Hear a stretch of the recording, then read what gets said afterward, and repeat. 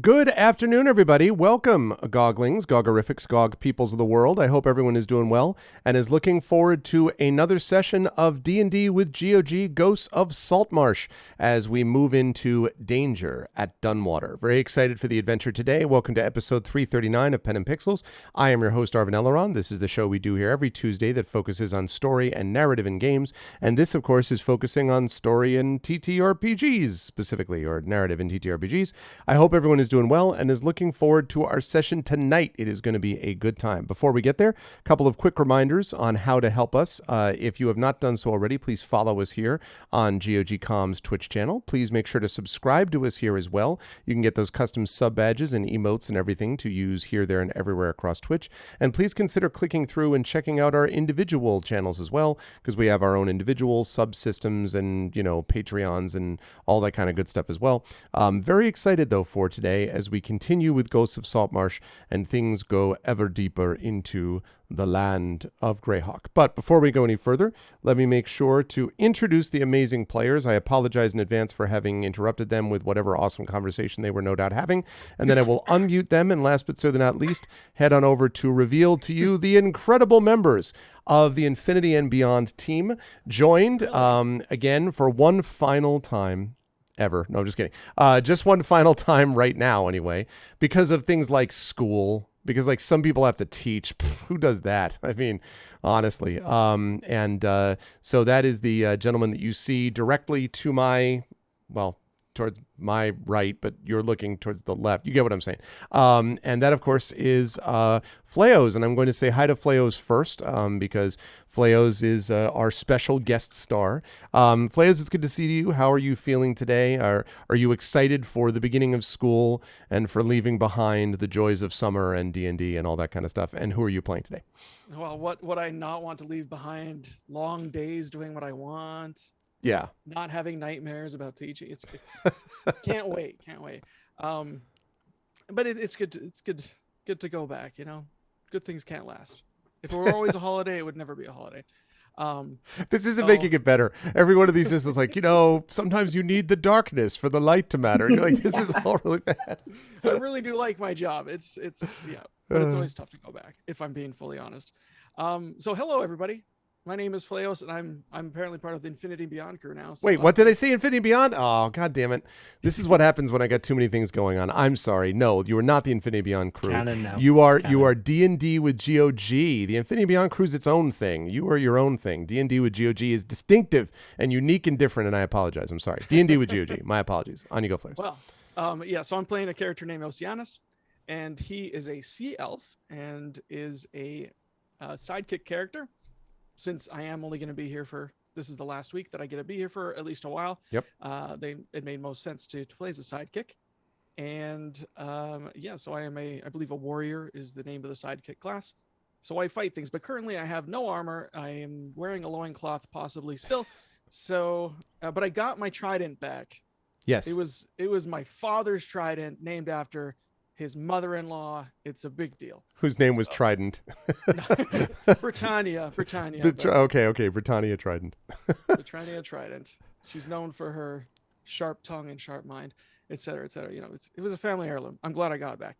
And so we'll see where the adventure takes Oceanus today and whether he'll stay with the crew or not by the end of the session. Who knows? We shall see.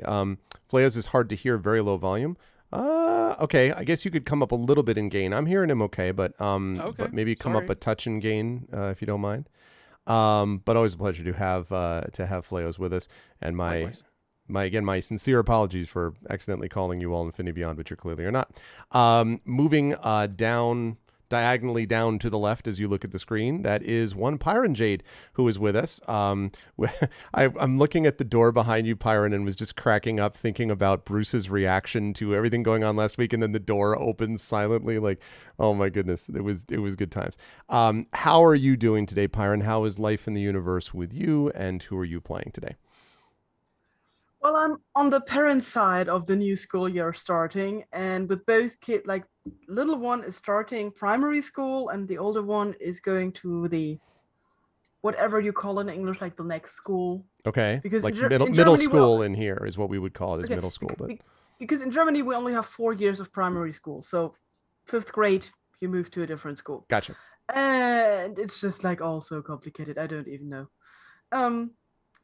Also, Saber offered me to show me his cubes, and I'm not 100% sure what this was about because I was like kind of distracted, and he was like, "Wait until I show you my cubes," and I was. I think that's a Welsh thing. Right, it's spelled QBYTXWQF. Pronounced cubes. Yeah. So and for me also, Fleos was like half as loud as you were, Arv. Oh, okay. So I agree there. Playing, yeah. I'm playing Waves Crashing Against Rocks, a Kenku Paladin, and I've been like staring at my soundboard for a few minutes because not sure if you can see it, but there is one button that suddenly doesn't have a sound anymore, and I'm like, which sound is missing? Oh no! What happened? Why did it happen? Missing sound. It's the okay. It's the yes button. You can no longer say yes to anyone. You just have to say no constantly. It is really difficult to find a voice just saying yes or no on the internet. Maybe I will ask chat to like send in their best sentences to me. I will set up an email or something, and then I'll just put them on the soundboard. So chat, if you have good voices, maybe we can do something like that. Anyway, because Kenkus do have amazing voices, they can make every sound they have heard.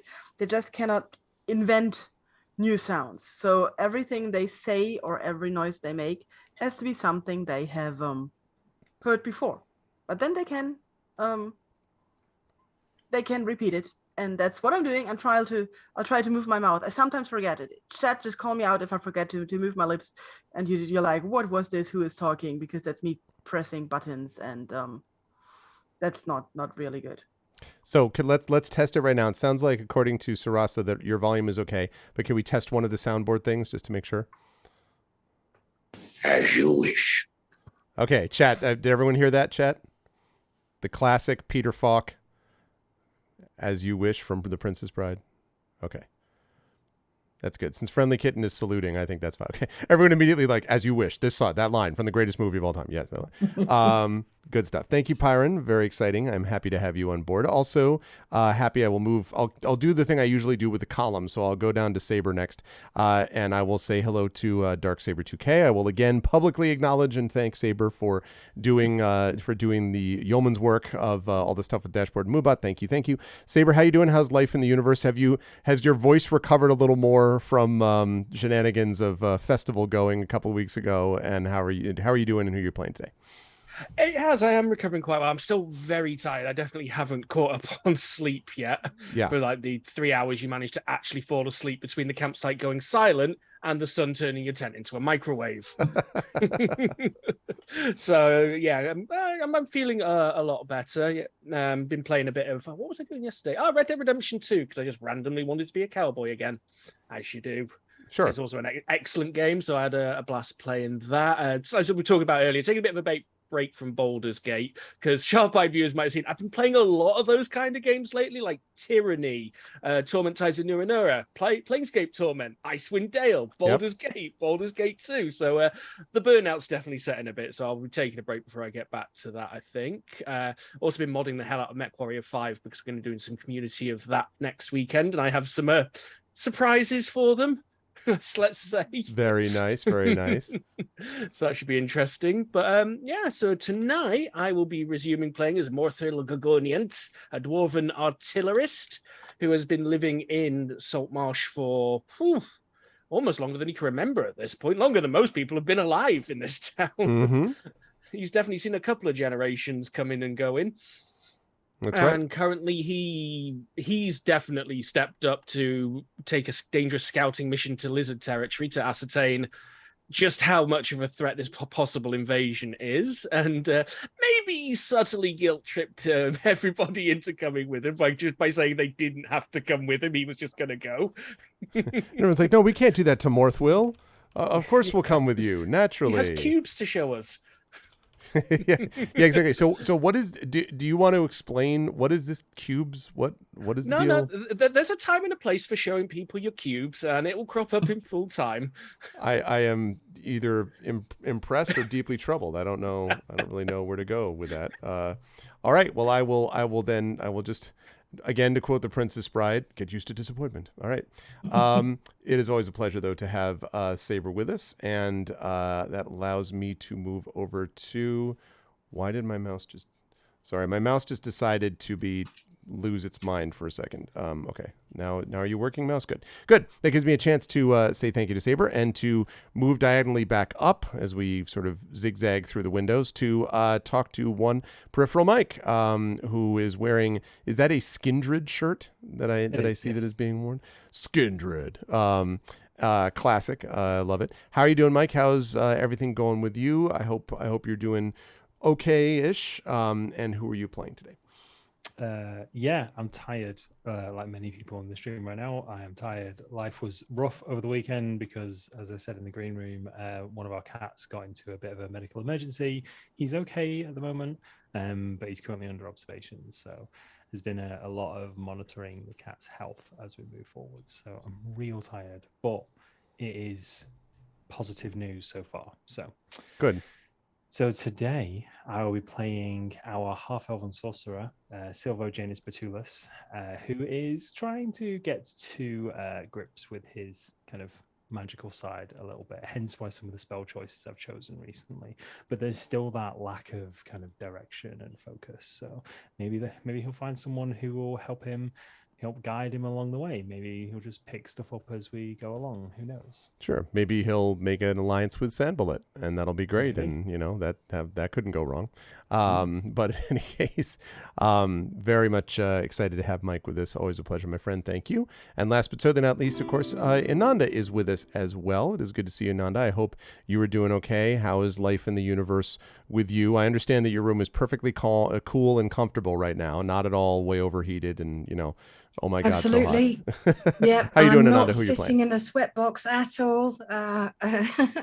No, yeah, it's very warm in here. But I've been in this room for a lot of the day, and the tech and the lights and everything just make it very sweaty. I'm not too bad, thank you. Busy at the moment, very stressed. In the process of sorting out my shortest spawn to go to university, plus in the process of sorting out moving my parents to another house. They've been in the house for 38 years. Wow. And they've decided that rather than this month when we've got lots of help, it's going to be next month when it's just going to be me doing it. Great. So that's tremendous. Yeah, awesome. So I've now sorted out their movers, and we've got a date, and yeah, I'm going to be knackered, but it will happen. Also did a horror stream on Friday. I don't play horror games. It was terrifying. So I'm still recovering from that. But yeah, today I'm going to be playing Brine the Bloodthirsty, who is a water genasi fighter pirate. She's plucky. She's not very bright. So she's all about the crew. She wants to make sure the crew is safe. She doesn't always make the best decisions, but she always does it with the best of intentions. So yeah, that's Brine. Very exciting.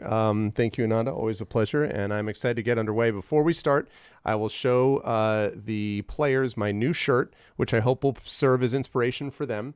I got this at Gen Con, and it says, "What do we say to the god of death? A natural 20, and underneath it, not today." Not today. So I hope that will be inspirational. The sight of the dice with the angel wings will be inspirational to all of you today. This shirt, the shirt was like an XL, which is too big for me, but I was just like, I don't care. If it's a circus tent, I clearly need to get something that does that. So anyway, so I hope that will be of inspiration to all of you lovely folks. And let us get to it. Let me, first of all, knock into everything in my desk. And then once I've done that, let me turn on some music. And let's see what we've got going on here. It will not, I think, be this. It will probably be, let's get rid of that. Okay. So let's have a little bit of music, which is hopefully of the travel variety. There we go. Good. Okay. Everyone should be able to hear that, I hope. Okay. All right. So, in our last session, the party has had the chance now to work for the town council of Saltmarsh. And in our last session, the party actually had a chance to either speak with or confront, depending on who they were and under what circumstances, the members of the town council. The situation that they basically face is as follows.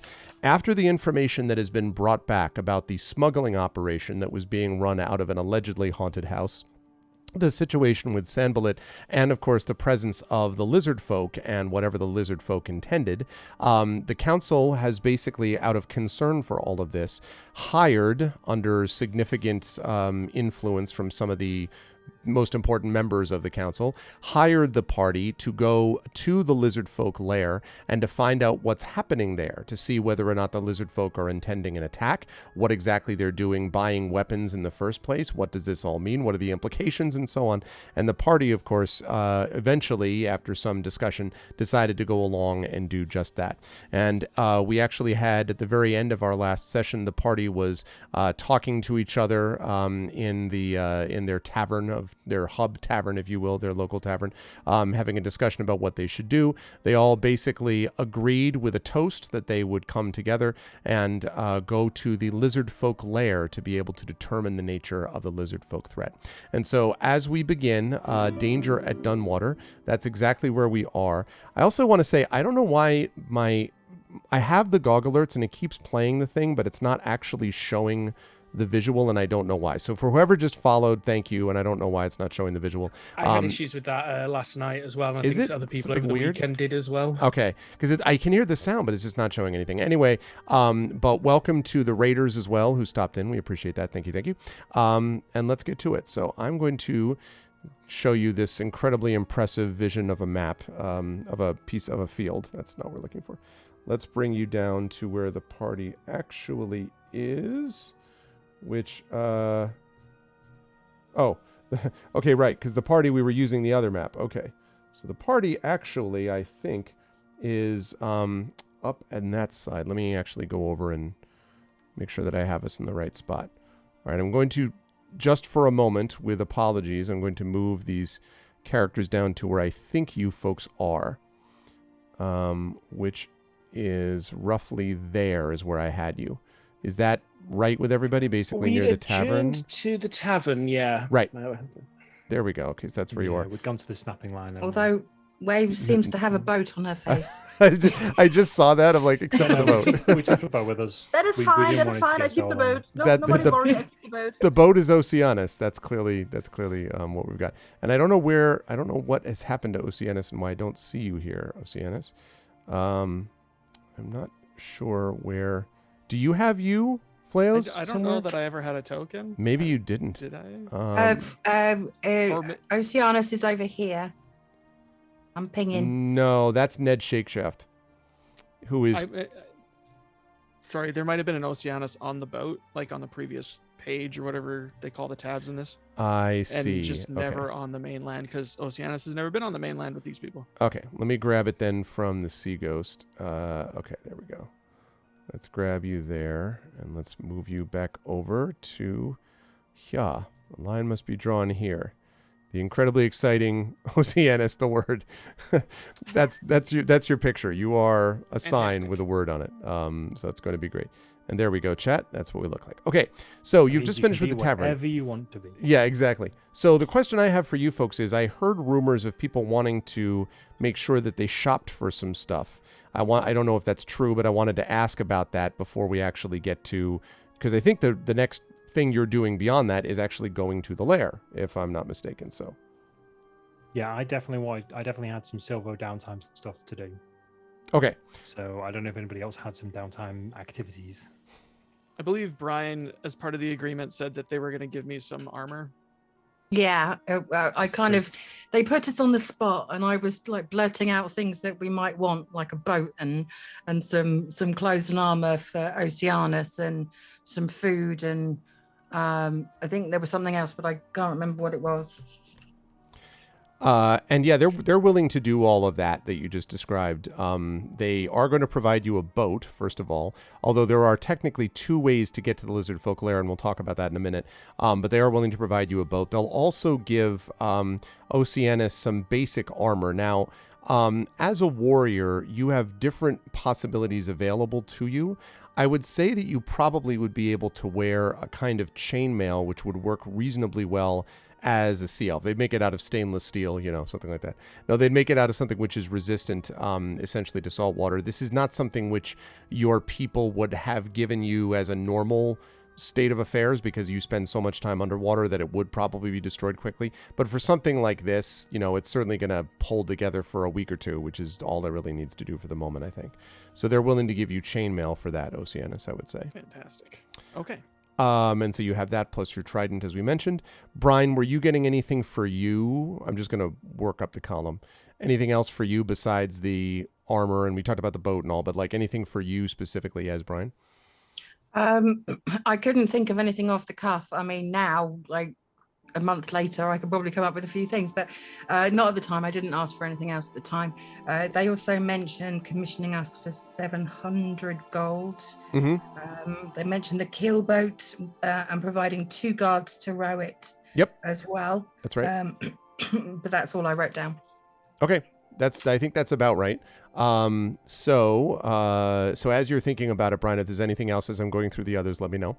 And again, as a reminder, you can get a lot of basic equipment here in Saltmarsh, but extensive like magical items and things like that are not going to be available as just sort of the run-of-the-mill general store type of thing, because it's not big enough for that kind of stuff to be there, which is not to say that there aren't magical items, simply that they're not as available as they might be on the streets of a big city.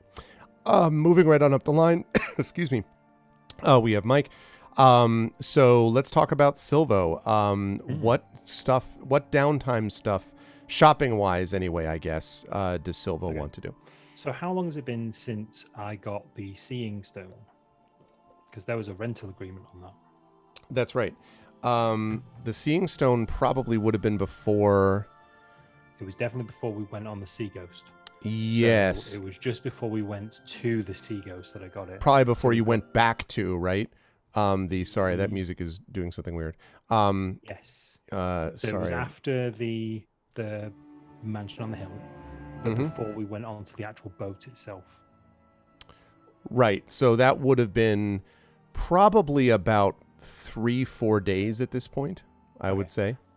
And how long do we reckon, finger in the air kind of estimate, is it going to take us to get to and back from the Lizardmen base? That will depend on whether you go by sea or by land. And if you want, I will mention. So 2 options. One option is to go by sea. That is about 10 miles as the crow flies from where Saltmarsh is to where you believe the lair of the lizard folk is. And so a sea journey would take about 3 hours-ish in normal conditions to do that. Yeah. If you go by land, means that it's going to take you more like 12 hours over the ford, over the Dunwater River to get to Saltmarsh. Doesn't account for rest, but it does account for slow movement at times when the mist inhibits visibility. So probably 12 hours is pretty decent guess by land, 3 hours by sea. Okay, cool. So I'm going to go back to the shop where I got Seeing Stone from. Okay. And I'm going to pay 10 gold for the coming week's rental agreement, basically, so that I'm not in debt. Because I believe it was 10 gold a week. That's right. And you can now do that, so that's good. Excellent stuff. So that's just admin at this point. Okay. I would also like to go and see the Viper Sisters. Okay. So let me hold off on that. I'm going to have that be the last thing we do before the lair. So Absolutely. Let me go up to, let's go up to Morthwill. Morthwill, what about you as far as shopping and the like? So Morthwill doesn't have any shopping concerns, but he is going to be heading back to his room at the guild lodgings. Okay. Because he's got an idea on how to finally finish something he's been working on. Okay. Are you at liberty to say what that thing is, or do you want? I will. I'd like to describe it if I can. So, and he gets into his room and he picks up various baubles and shiny things and bits with spinning stuff, and he's like, right, so we take the volumetric stuff compressor and we screw it into the rift stabilizer, and then we hammer on the intentometer, and then where's my bag? And he picks up his backpack and he stuffs that in, and you hear a faint hum as everything clicks together and goes in there, and then he starts picking up stuff from around his room. Various things, including 3 cubes, roughly half a foot by half a foot by half a foot each, and he stuffs those in the pack. And if anyone was watching, which no one is, but you notice that the pack doesn't seem to be getting any bigger, and he seems to be, no matter how much stuff he's putting in it, he seems to be hefting it around without having very little apparent weight, because he has now infused his backpack to function as a bag of holding. Very nice. A backpack of holding, if you will. The thing that all school children wish they could have as school begins. Wow. All right. So you have made a backpack of holding, more or less. Okay. All right. And then what happens after you have done that? After you've checked out that's going to take him probably about 8 hours to put together. So he's probably about ready to meet up with everybody when he's done. Okay. All right. And I've placed the boat where presumably you would be, actually probably should be by one of the docks now that I think of it. So it would probably be more like that. Okay. What about waves crashing against rocks? What have you been doing during, or do you need to do during this time? So, while we were on the ship, they only took our weapons, if I remember correctly, but left all our other stuff with us. And I have recovered my weapons, yes. I think. That's right. Maybe except for my little crossbow thingy. Well, yes, that's true. That's right, yeah. And I also managed to recover Brian's swords. Yep. Okay, so I think I want a new crossbow thingy. Let me have a look what kind of crossbow it was on my long list of things I like to carry around. It was like a little hand crossbow. I would like to buy a new one. And a case with crossbow bolts. Okay. And for the rest of the time, I'll just like take care of my equipment, hang around people who might say interesting things that I can repeat later. I like hanging around sailors, so maybe I'll go to a few pubs or bars and just hang around the harbor a bit. Okay. And these things. All right. Let me take a look at... So the hand crossbow should cost you about 75 gold. Whoa, what? The little hand crossbow. A little hand crossbow, but it's a complicated device. They do have them, and you are able to get them. But yes, 75 gold. How much gold did I get last time for accepting this whole So thing? The commission was, I believe we said 700. No, for the time. previous The other one was different. We got 50 Hang on a second. Let me just look back just to double check. Sorry, lots and lots of pages of writing. Yeah, I'm looking too. Because he tried to dupe us by not offering us the full amount, and we called him on it, and then he gave us Right, the 700 rest. gold is for the completion of this mission. This one. Yeah, but So that was for that's all this of us, one. wasn't it? That's for all of us. That's yes. that's for Yeah. all of you, and it's also at the end of this coming mission. For Yeah. this one, I mean, 75 gold pieces. I could most likely kill a small animal with just those gold pieces. well, I was going to say that actually the hand crossbow is more expensive than the heavy crossbow. And the reason is because of its portability. Because you know, if you think about it, like you have to basically, it's not miniaturizing it, but you have to reduce the elements of a heavy crossbow into something light enough yet still effective enough to be fired like a pistol would be. Yeah, I don't think I have 75 gold to spend. And don't forget, a light crossbow should only be about 20 to 25 gold. That's correct. And sits between the damage, I think, of a hand crossbow and a heavy crossbow. Yeah, the problem is that I'm carrying so much stuff because I bought so much stuff when creating the character. I'm not saying that birds have nests of stuff that they collect or anything, but just, you know, I do note that for the Yeah. record.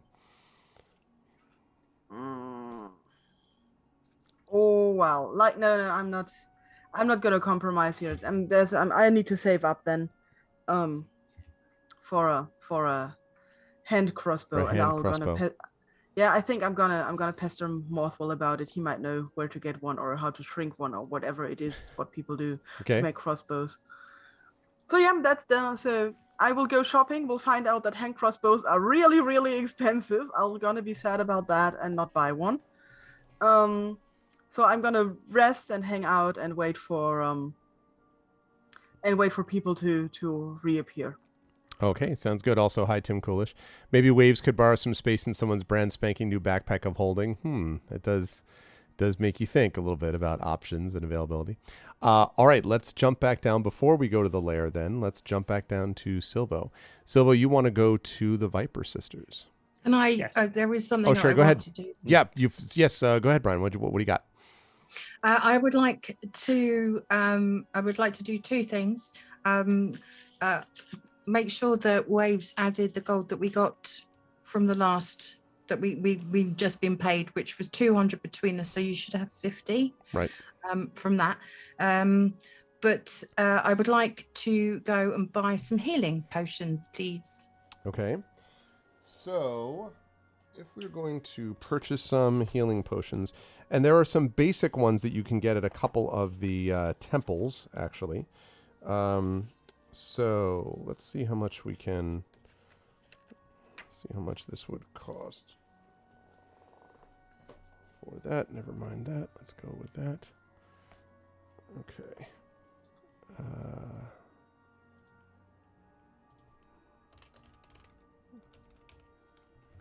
Right. Okay. So that would be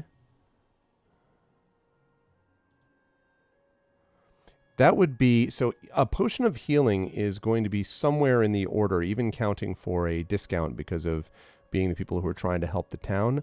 That's about 40 gold for a potion of healing. They are not super cheap. So it would cost you 40 gold to get a potion. Can we go back to where we were before? Because we got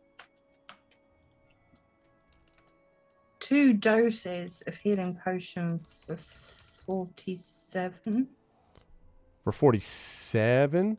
Well, let's actually, let me see whether or not, now that I think of it, let me see whether or not there are multiple doses in this potion that I'm thinking about. Let's see. It does not help.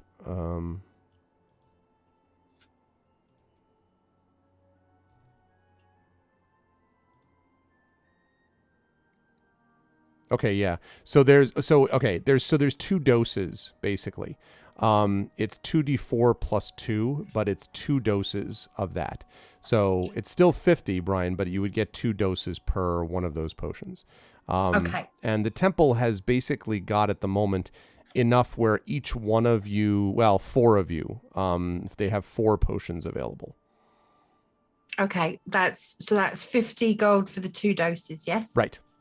I will take 1 of your potions for 2 doses for 50 gold. Okay. Let me just change that. Just before we move on, do I hear the conversation? Because I obviously, having been with Waves for a while now, we must have like some kind of method of we've made strides in creating a method of communication for like simple things and being able to converse in a way. Do I know Waves, are you anywhere near me when you're trying to buy your crossbow? Do I know how short you are on gold? Well, I'm gonna tell everyone as soon as I see them because I'm upset about this. So if I meet you, I'm gonna approach you and I'm gonna repeat the voice of the storekeeper saying, "So what do you want? That's a hand crossbow. Costs 75 gold. Ha! Too much for you, I guess." And then I'm just gonna let my head hang. Okay, 75. That's a lot for a hand crossbow. How much are you short? Can she hold up feathers to tell me how much she is? Is it more than 1? More than 2? More than 10? 5 feathers plus 5 feathers plus. Who can get closest without going over? Exactly. Thing. The Kenku is right. I do this. I didn't see. Sorry. Can you do? Yeah, well then I'm gonna do it again. 10. You're 10 shorts? 20 shorts? 10 shorts? 10 shorts. Okay, can I give Waves 10 gold? Sure. I mean, I want to make sure everyone's looked after. It was 10, wasn't it? I'm gonna give Waves 10 gold. All right, you can do that, of course. Waves tries to push the money back to you and says, My soil. and repeats it. My soil. My style? My soil. Sounds like my soil. It's Saber saying more. Oil. It sounds like my soil. My soil. Soil. Play that again. My soil. All right. Okay. All right. Fourth way out. All That's right. technically pronunciation, but I've given everyone a break by not enforcing Oh, it. see, damn it. I knew it. It's just a fit like all these non-Welsh speakers. You know what the hell you're talking about. Yeah. Brian just Waves looks in the confused and then takes the gold back and puts it back in her pocket or in her coin purse. Okay. And then I kind of just join the others, looking slightly confused, which is kind of my default setting. Okay. So that leads us to Silvo then, I believe. Yes. Okay, just Silvo, before I Viper nip Sisters, I to- heard. Yes, just before I nip to there, actually, I forgot I picked up and I quote from yourself, strange looking short sword on the ship. I'd like to try and sell that. Ah, yes. Okay. So Considering I just went to Billy Plunderpocket or whatever his name is, who gave me the Seeing Stone for a rental agreement, there's a good chance I could go, "Oh, while I'm here, this has no use in my backpack. What can you give me for this?" right. So I would say that the offer you would get on that would be something on the order. No, not armor. I need weapons. I think it was out of the. I don't know if it's special. I'm not even 100% certain what it looked like. I just have the note of weird looking short sword. Yeah.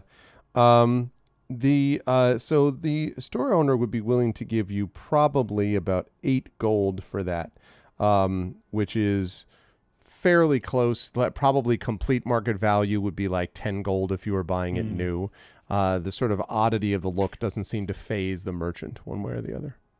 Okay, so I'm going to sort of look at it and I'll go, well, come on, man. I mean, look, it's obviously not a normal short sword. Surely you can offer me a little bit more for that.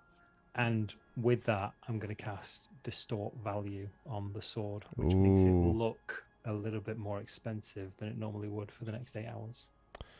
Okay. Is there a chance to disbelieve or to see through the value?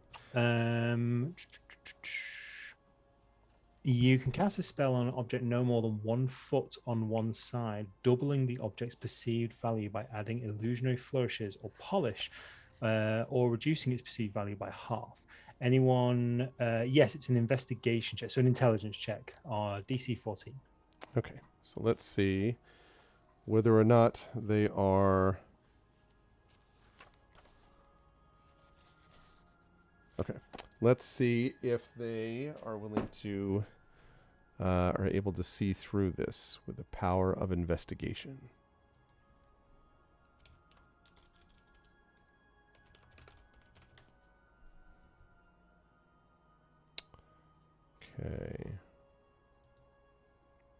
Okay.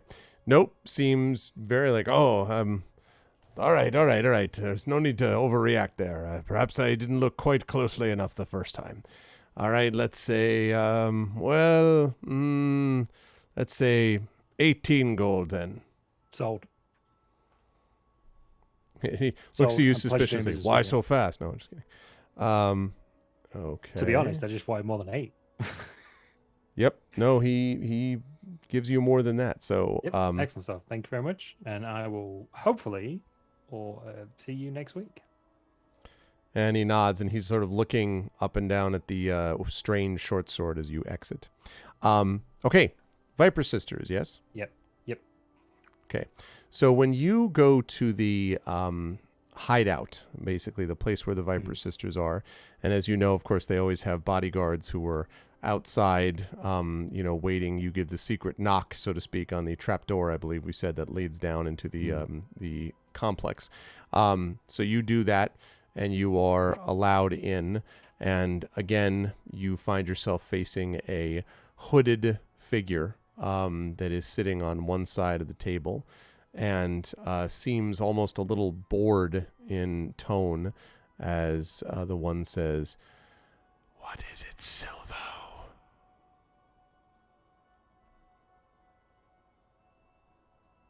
Well, is there a place for me to sit down? Or is this just the hooded figure in the middle of a room? Hooded figure behind a desk. There is not another chair. Okay. Is the desk like a standing desk, like a lean out, like a bar, or is it just like they are at a normal person? They're at a normal desk. I mean, you could kind of lean over. It would put you kind of close to the Viper Sister, but you could do that. So I'm going to just walk over to the desk and I'm going to, hands in pockets, just sort of go,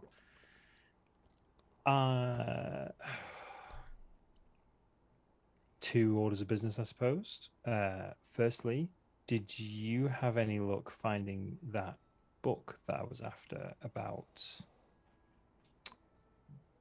that particular type of magic that I mentioned? We're doing our best. We have not found it yet. Okay. But then you have not lived up to your full end of the bargain either. Not yet, anyway. Yeah, I get that. So what else? I think I might need to change the terms of our agreement. Now, hear me out. Now, I'm well aware that there's probably the half-orc barbarian not too far behind me with something blunt and horrible ready to try and convince me otherwise. And you are incredibly intimidating. However, hear me out with this.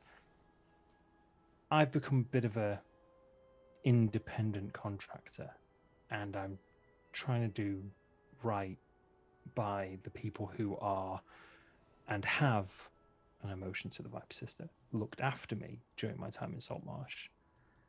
Now, I'm not saying I want to, sever ties forever. You have very interesting network of subjects that are at your beck and call, and I'm certain that we can do business again in the future. But right now, any money that I come into, I think, needs to go to a better cause, like helping the young people on the streets of Saltmarsh, or stopping an impending threat that is on the horizon. So there's sorry, that too. There's a long pause and just a kind of type of thing. And then you hear, so Silvo is grown up and is out on his own and has decided to change the terms of our arrangement. Interesting. I think it could be for the benefit of both of us. I think if I'm allowed to do my own thing for a while and grow, that could mean more money in your pocket and my debt could be paid. It also could mean that we would not be paid what we had agreed. And it seems to me you may be forgetting who it is to whom you truly owe allegiance. You can play as a child would with the council, but it is not lost on us that you have worked with others now. I don't suppose you have gotten any thoughts of betrayal, have you? I don't really want to... Silvo? You know, if you'd have asked me that a few months ago, I'd have asked what the price was to betray someone. Right now, I don't want to betray anyone. I don't want to betray you. I mean, we got kind of into business together by accident, but you have looked after me, and if it wasn't for you, for better or worse, there are some pretty bad people in Saltmarsh that if they didn't know that I was under your wing, I don't think I'd be standing here. But also, I have just tried to scrape together enough to help people who have tried to help me. People like Hannah, people like the orphans. You know, there's been a lot of places that I've tried to put some good back in, but a lot of the time I learned to line my own pocket as much as I can. But now, I don't know, there's something else. There's something bigger happening at the minute, and whether I like it or not, I think I'm a part of it. If you continue along this course, Silvo, the protection you mentioned will be lifted, and then those bad people to which you refer will be safe to find you. You do not realize how much we have done by letting you moonlight with these others. But ultimately, you are ours. And if you decide to help others, it is on your time and by our discretion. Otherwise, you work for us. That has not changed, no matter what you think you discovered out there beyond Saltmarsh. You will always, Silvo, come home. So I'm going to lean on the desk and I'm going to say, there is a bigger threat than both of us and the bad people out there. And if there is no Saltmarsh, then there is no one to squeeze for gold. The people I am with might, a very small chance, be able to change the course of actions through bravery, stupidity, or just sheer luck. If I'm part of that, then I can be part of something bigger. But if not, then I'm just going to waste away on the streets with you. What is it which threatens Saltmarsh? Lean back off the table. I'll sort of fold my arms a bit. There's an army of lizardmen coming. We don't know when. We don't know where from. But there's a powerful force coming to Saltmarsh. And as far as we know, it's coming to wipe it off the face of the maps. And do you think you can stop this from happening? Me? No. God, no. Have you seen me? I'm like 120 pounds of sarcasm soaking wet with a brick in my pocket. But I think I could be involved in the turning of the gears that might stop it. But if I don't try, then I definitely won't be part of that. Why would you risk your life for a town which rejects you, for people that do not care for you, for those who would pass you by on the street without a second glance if you needed aid? Why risk your life for them? I think I'm still figuring that bit out. But the answer feels close. But right now, I think I have some people around me that actually do want to look out for me. And I don't know. Maybe it's just what I think my mother would have wanted for me, rather than what I've become. You've chosen your own path to what you've become, Silvo, and you cannot turn your back on it so easily. There's sort of a moment where the figure leans back. And again, the strange thing, of course, about the Viper Sisters, as you know, is that you can never really see, no matter how much you shift your view below the hoods of the Viper Sisters, you can never really tell what it is that they're feeling or thinking, because you don't even totally know what they are. Thank you, Proxyju, for the raid. We appreciate it. So you can't even tell that. So you're just staring, kind of looking, and Viper Sister leans back and then says, "But very well. If you wish dispensation, you can go and see what you can do to help prevent this beloved town from being wiped off the map. But on one condition, Silvo. If you are going to the lair of these lizard creatures, we will need our fair cut. You will be working for the council, but also working for us. If there is something of value that you discover, it comes to us, not to one of your other temporary employers, and certainly not to the town council. We will be watching you. If we give you this permission, then you must find something of value for us." All right, I'll see what I can do. I'll find something and I'll bring it back. And there's a pause, and then, "Do not think that your actions have gone unnoticed. We know of your interactions with the smugglers. We know of your dealings with the council. We will be watching. So, have a care, Silvo. Do not let your memory fail you.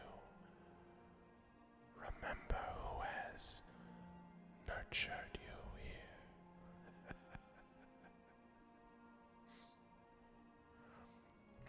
And behind you, the guard says, "Right, it's enough then.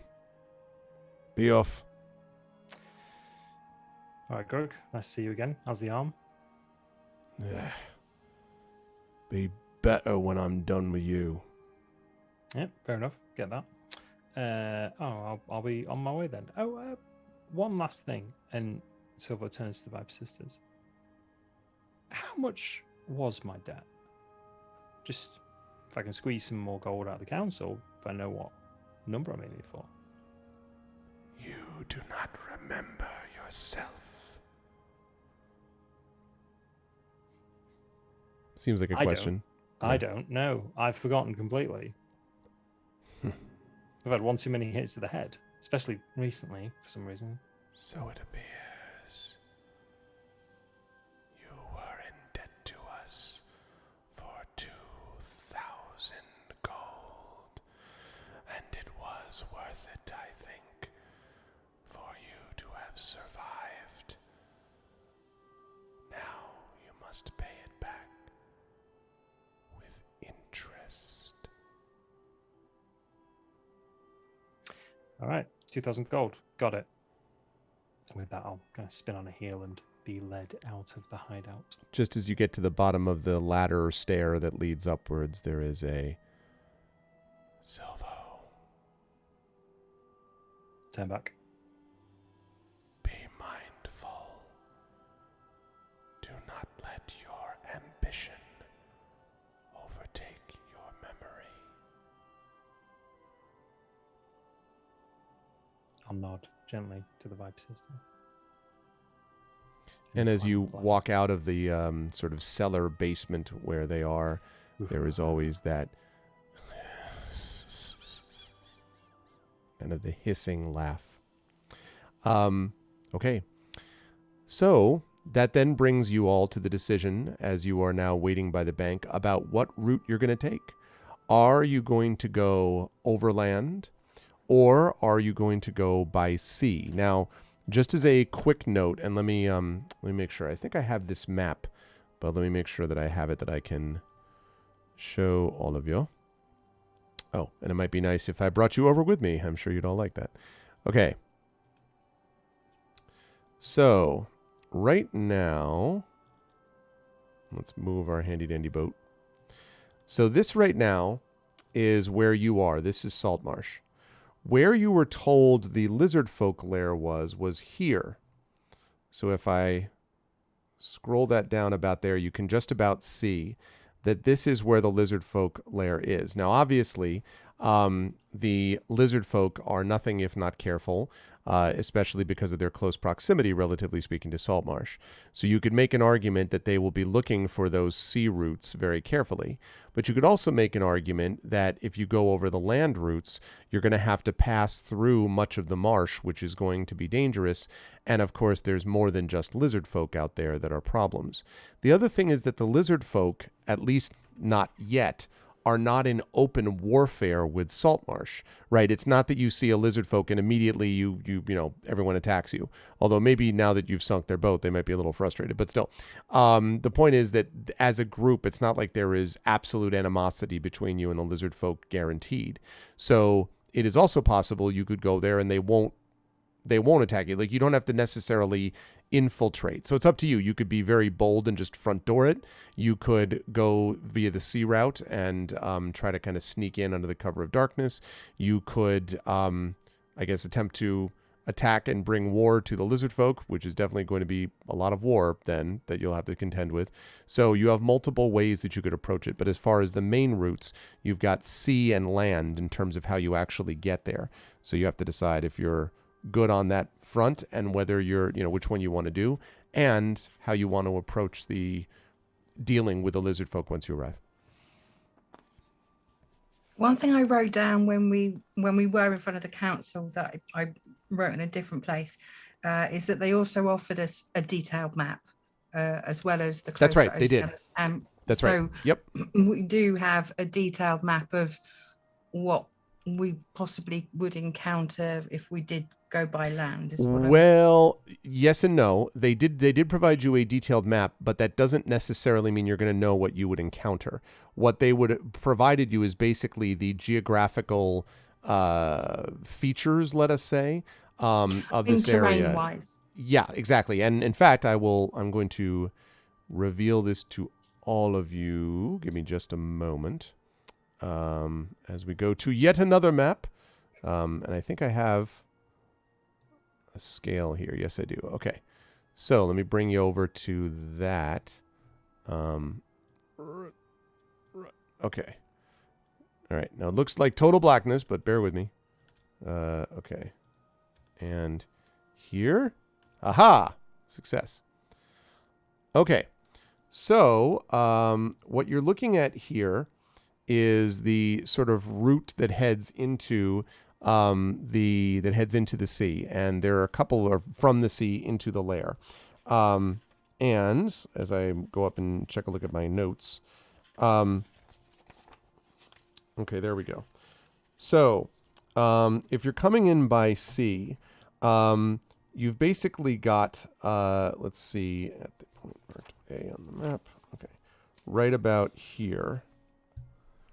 This right here is where the sea entrance, if everyone can see that, where I'm pinging, that's where the sea entrance leads to the Dunwater River. And the Dunwater River is what leads theoretically into the location of the actual lair itself. So you would basically travel once you got to that, and then you'd have to decide if you wanted to continue by boat or if you wanted to, at that point, get off and go by foot. So the council has provided you several paths, and you can actually see those here, these sort of dotted paths that lead to what they think is the place where the lair is. And specifically the entrance to the lair would be, that they know of, would be, sorry, I'm looking at two notes at once. Okay, so there is a sea cave over here that has been mapped out by the council. They don't know what that leads to, but they believe that it is connected to the lizard folk lair. And the lizard folk lair, by the way, is this, you see this 20, 40, 60, 80, underneath this big mounded area is where the lair is supposed to be underground. So there is this sort of sea cave area. They don't know exactly what that leads to, but that is a possibility. There is a dry track which leads roughly from around here into the general vicinity of the lair, and this up here looks to be like another possible entrance. There is also this over here, right over on this side, which is another entrance potentially to the lair. The other thing is that this map that they've given you is somewhat out of date. It's been about 6 months since they've been able to safely go and check that out. So this may be, Brian, a little bit out of date. But at the very least, it means that you know there are 2 land entrances. I mean, once you get to the area, 2 land entrances, and then one that you know of, sea entrance through that cave that you see over on the northeastern side. Just to get this right, the lizards live inside a mountain. It's not a mountain. It's more like mounded mud and grasses. But they live inside a hill or something? Yes, that would be a good way to put it, yeah.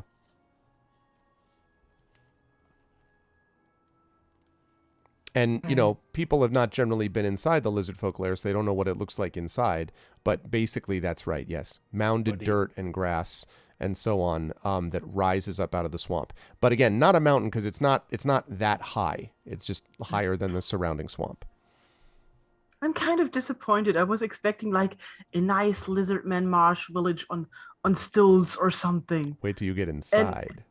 And not like the people like, hey, look, we're lizard dwarves. What? In our mud. In our lizard mud dwarves? In our mud mountain. I imagine Morthwell being terribly offended. What are you trying to say? Yeah, wonderful that Wave's is not always sharing her mind.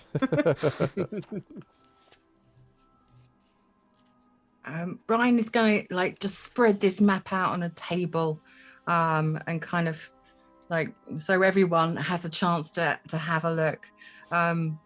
Okay, well, if we go via sea, we've got a boat, and we've got 2 guys with oars that are going to be able to, but we do have a foldable sail. So my calculations is if the wind is traveling south-southwest, and we sail possibly at sunrise, we could get to the river cave by it would take about 3 hours, possibly 7 minutes with a good wind. However, if we go via land, we might have more time to scope the place out. What are your thoughts? I think time is of the essence. There's more parts of this machine moving than we can set eyes on at the moment. I agree. What do you think, Oceanus? Go on. Sorry. I just want to say I point towards Morthwell and nod. I look toward the sea and say to you and Aquin, you know, I would prefer the sea if we can do the sea. I agree. I agree.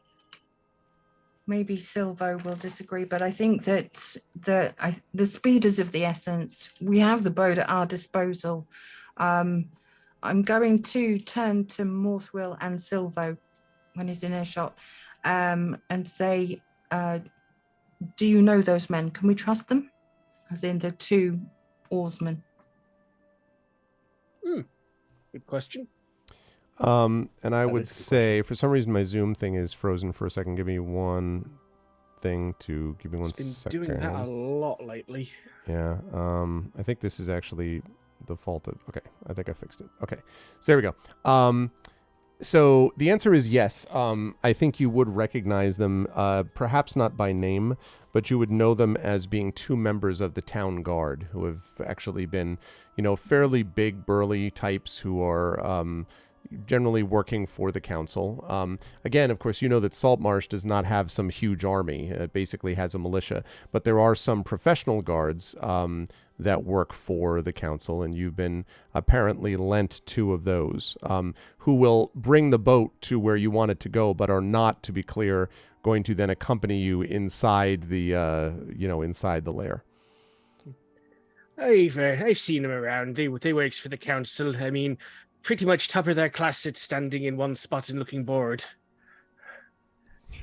As long as that's all they're going to do, that's fine by me. I was concerned. We know there's some bad blood within the council, and I don't want them to be on the wrong side, getting paid on the side to ditch us in dangerous waters, should I say? We've had plenty of ditching into dangerous waters. To be avoided if possible. I'm still like working out the optimal. I'm looking at the map and I'm kind of pencil drawing possible landing sites that are away from this cave that might not be in the line of sight. Looking at terrain and Morthwill sort of leans over the map and taps around here. If you see that. Mm-hmm. Maybe we heads for there. That seems a good enough spot to at least let us off, and then the boat can pull back a ways. Saves us a trek through some of that swamp. I don't hear good stuff about that. I didn't see where you pinged. Okay, hang on. Ah, I see. Sort of the entrance to the delta, or the exit, depending on which way you're going up it. So you think that the land route for the last section rather than the cave route? We may have to see what we see when we get there before we decide on that. I agree. But as a general marshalling point, I think that looks about as good as anywhere. And it will hopefully be maybe a quicker escape route as well. We will see. I turn to Waves to get some kind of indication as to. Wave stares at the map and points at a different spot, and I'm not making it ping, and I don't know why. How do I make it ping? Oh, you hold the left mouse button on a spot on the map. Okay. There you go. So I wonder if that might be in direct line of sight to the north entrance. It looks like that entrance might be elevated from that spot. Maybe if we approached from somewhere like there, just to the east, it would give us these rocks here as cover.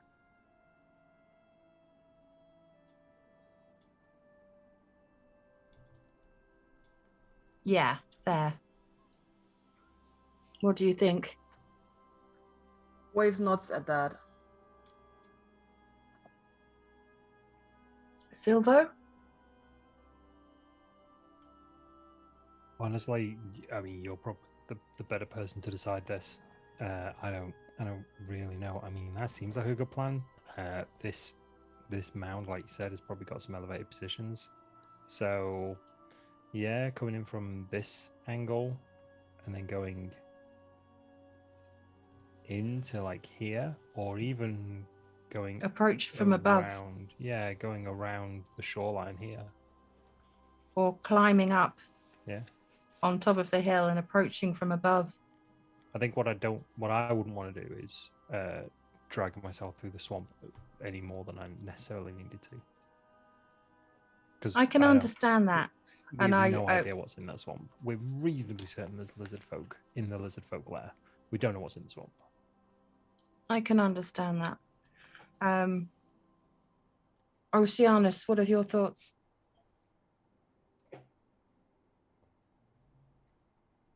I'm torn between the two approaches.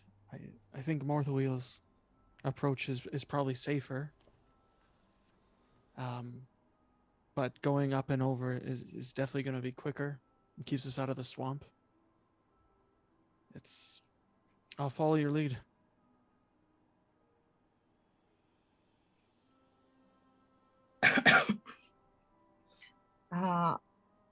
Okay.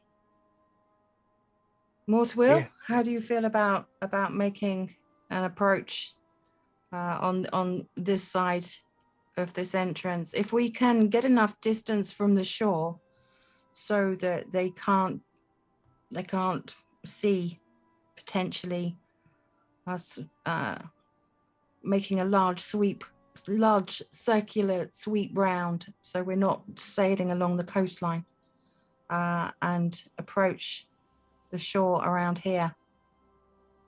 It's a sensible strategy, to be sure, but you have to figure I'm not much for sneaking or that much for climbing either, to come to it. I understand. And we may have to think about if the Lisbons see us. What do they see? People approaching openly, or people trying to sneak in? I understand what you mean. I think with our with our last adventure on the Sea Ghost, maybe slightly more caution would be appropriate. Maybe count to 3 before someone kicks him in the nudges? Well, maybe. We'll see. Now, do you kick on 3 or after 3? Because this is important.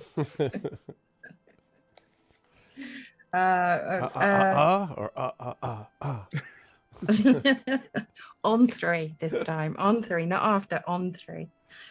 But we get that decided as a group rule. If someone says count to 3, it's on 3. And we just keep practicing with the all together group, like, yay, like 1, 2, 3. No, it's on 3. Sorry, I was 1, going by the 2, dwarven 3. count. Yeah, no. Saltmarsh is on 3. overrun. Like, you're still there with like fire all around you, but you're like, we got it. 1, 2, 3. Like, If we ever have to hit 2 buttons at the same time, we're in trouble. I'm happy to go via the slightly safer marsh route if you feel that is the safest way for all of us. I will navigate us there safely if that is what you feel. Although I do feel time is of the essence. Waves puts her fingers on the longer route and does like a long running motion back to the ship to maybe illustrate that escaping through the marshes might be difficult, especially from people who know the marshes really, really well. So she would like a short way to the ship.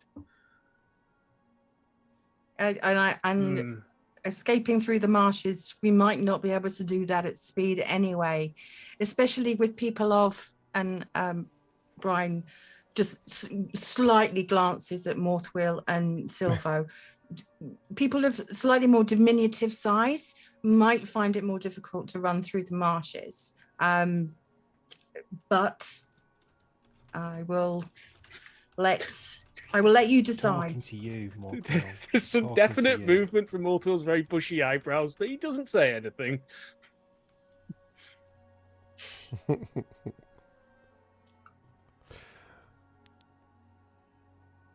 She's calling them short, chat. I mean, let's I don't know what just you're cut to the talking about. chase here. Like, well, height challenged with it. Like, you're just saying you're short, okay? Like I'm sorry, we can't all be gargantuan massive. Half elves are a little short. They're not that short, though. I mean, yeah. even elves are kind of I'm- on the short I'm side. pushing I'm Fine, considered nine, quite tall I'll for have my it. height, I'll have you know. We'll get you some swamp shoes. They're like snowshoes, but swamps. I think if we walk through the swamps long enough, I'll grow a couple of feet anyway from accumulated mud. So, as I understand this, we have two possibilities that we've come to, it sounds like. One of them is like this, which is, thank you for the follows, everyone. What is this? The 5e Frontier. Welcome, 5e Frontier. So, we have one like that, which is the land off to the eastern side and then try to make your way up to whatever that area is, which is not very clear as to whether it's a cave, but it's some theoretical entrance to the lair. Another option is to take Morthwill's route and to go, I guess, also up like that, basically roughly around the track. Or I guess the last option was to go from, I guess, I'm not sure where this started, but let's say here. And then went around. Did I hear a discussion of this area or no? Or was it just the caves to the north, the cave to the north that you were looking at? Yeah, orange was never discussed. Okay. the other Yeah, two. the orange we haven't discussed, but we did mention potentially going over the terrain rather than round through the swamp. Okay. So All right. approaching from above as opposed to via the swamp and then up directly towards the cave. Okay. I think that's the most direct route. But if you feel that we need to approach with more caution and you feel that you can negotiate through the swamps, potentially at speed if necessary, then I'm willing to take it under advisement. I'm willing to go with the majority.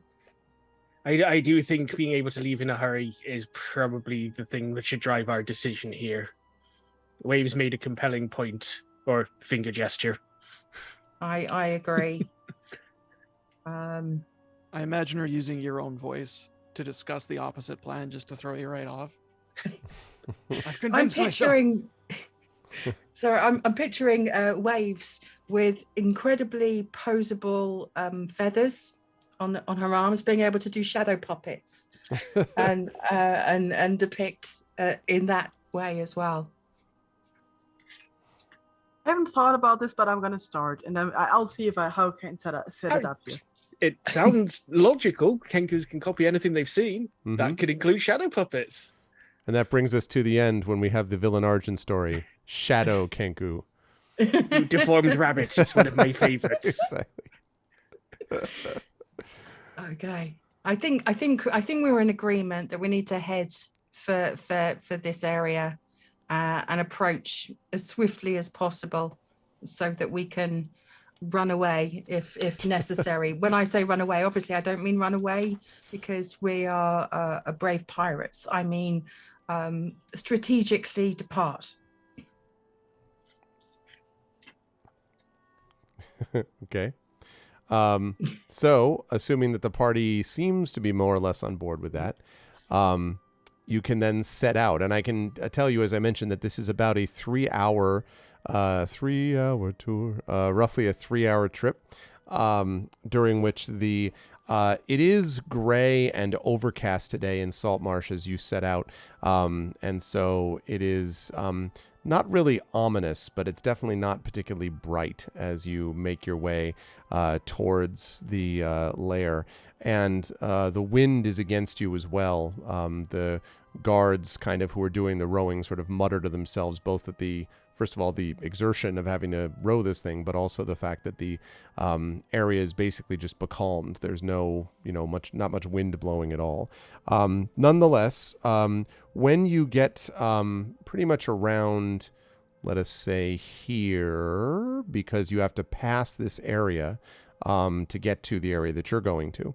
Because again, I hate this, but the map is basically reversed. So like this is this is south, if you follow what I mean, and the other one is north. I wish they wouldn't do that. But anyway, so as you get close to that area, as you're sort of not quite hugging the coastline, but somewhat close, you can see there is a well-traveled and relatively dry track that you can see here, just as the council's map had suggested, which is leading from the coast and then disappears out of sight into the marshland interior.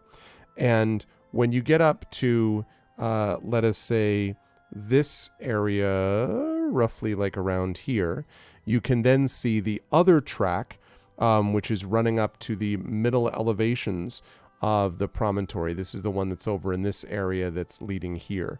So the tracks do seem to be there. Other than that, though, you see no sign of either lizard folk guard or anything else, even no other ships on the horizon. And so as you make your way up to the coast, where you're planning to lay down anchor, it is quite almost too quiet and devoid of encounter. Yeah. Before we leave Saltmarsh, I want to point out my crossbow situation to Morthwill by repeating my talk with the shopkeeper. Are you set? I'm sorry? Hand crossbow. Oh, hang on. I don't think I've got a hand crossbow, but I do have a light crossbow if you can make use of it. All right. And he puts down one of the cubes that he's been tinkering with, and he reaches into the backpack, and he goes, hang on. He's rummaging around. He leans in. He seems to lean a bit further than the backpack is deep, and he goes, grabs something, pulls it out, and proudly presents a book of erotic art and poems. I take it. Illustrated. I swear it's not mine. Oh, hang on. Just read it for the articles. Are you trying to take it back now? I think I need to calibrate the intentiometer a bit more. Hang on. And at this point, Morthwell dives up to his waist into the backpack. He has definitely got his head under I tried to pull him out. I tried to pull him out again. Hang on. Whoa, hold on. Do we all see this? I don't know. Do you? I suppose it depends how much noise Waves is making. I'm making like whistling sounds and pulling at Morthwill and shouting your name in your own voice. I just grab Morthwell's belt and just help pull him out of his own backpack. Hey, what are you doing? It's fine. It's fine. As long as you don't go all the way poking in. the cube that Morthwell's put down. So I slapped Brian's hand away. Don't you slap on Brian's hand. So we need to talk about this. Oh, it's fine. It's fine. It's just a little something I've been working on. It compresses stuff very, very small, and then you can get it out again. I look at Morthwill because he doesn't look compressed. You're okay as long as you don't spend too much time in there. It's what did the mages call it? Pocket dimension, I think they said. It's a spell. Well, Silvo he sort of crouches over to the bag to look into the bag. Morthwill, do you want to describe if I see anything in the bag? It looks like the inside of a bag. It shimmers a bit, and there's some machinery clicking and whirring. Oceanus is going to stick his head right through the bag. I move behind Oceanus and Silver in case the bag is trying to eat them. Can I go through the shimmer with the head? Go through the shimmer? See anything else? Or whilst Oceanus has his head in the bag, Silver picks the bag up slightly and is just like, no, it's not a trick. It's really not a trick. He's like putting his hand underneath the bag. No. You may have heard similar things called bags of holding, which you usually pay top coin for wizards to make for you. I know a way to make something that functions the same without none of that magic. There's a very high-pitched squeak from Silvo as he goes, "This is a bag of holding?" Well, I like to call it the backpack of compressing, but it functions the same. And you can just make these? Well, it took me about 10 years to make this. It's not easy to tune and tweak. Oh. Okay. You think I'd still be living in the artisan quarters in Saltmarsh if I could churn these out? Silvo puts his bag back on. Sad Silvo. So how much can you store in it? And he's looking back in the bag. I don't know. Well, we'll have to find that out. I figured in baby. finding a lot of books and things. Plus, I needed to bring these with me. And he pats two of the cubes, and then he's like, "Hey, don't prod it!" So immediately, Brian's like her hand's already been slapped away a couple of times by waves. But so just like Morthwell like starts paying attention. I stopped trying to poke the cube. I think I got those working, but they haven't been tested yet. And what would these be? You'll see when the dangerous? time comes. Well, 2 of these are potentially dangerous. 1 of these is potentially helpful. It depends who's the danger and who's the help. Which one was I poking? He has a look. Roll a d6 for me. Oh God! Am I gonna like be evaporated or something? The cube is a mimic. Oh, for goodness sake! Is it? Which one was I poking? Yes. Yes. 6. So the one you were poking had a tortoise inscribed on it. That'd be the tortoise. That'd be the helpful one, at least for us. I'm very If glad it to hear works. it. Silver just has a quick look at the cubes. What do the other 2 have carved on them? One has an encarving of a bull. No, sorry, scorpion, even. And the other has, it looks like a dragon inscribed by someone who's only heard descriptions of a dragon. Excellent. Silver just stands up. He looks at Morthwell and sort of goes, and I honestly thought I was the dangerously unpredictable one in this group. I've been working on these for a long time, too. I forgot a lot of what I used to know when I had to leave the Artificers Guild back home. It's taken a lot of years to scrounge together the materials to put these back together. I think I'm looking forward to seeing them work. Hey, Silver's gauging Morthwell's reaction here. And when he says yes, Silver's just like, yes, I'm looking forward to seeing them work. it should be quite the spectacle. I mean, I don't know how many of you are familiar with the School of the Artillerists, but we know how to make an entrance. I'm a fan of a good painting, same as the next half-elf, to be honest with you. Painting? Yeah, you said you're the Guild of the Artists. Artillerist. Oh, that sounds nasty. I'm sure a cleric can clear that up, though. Let's just say there's many a ship been glad they've had 1 or 2 artillerists on them when they've been traveling the seas. Well, if you say so.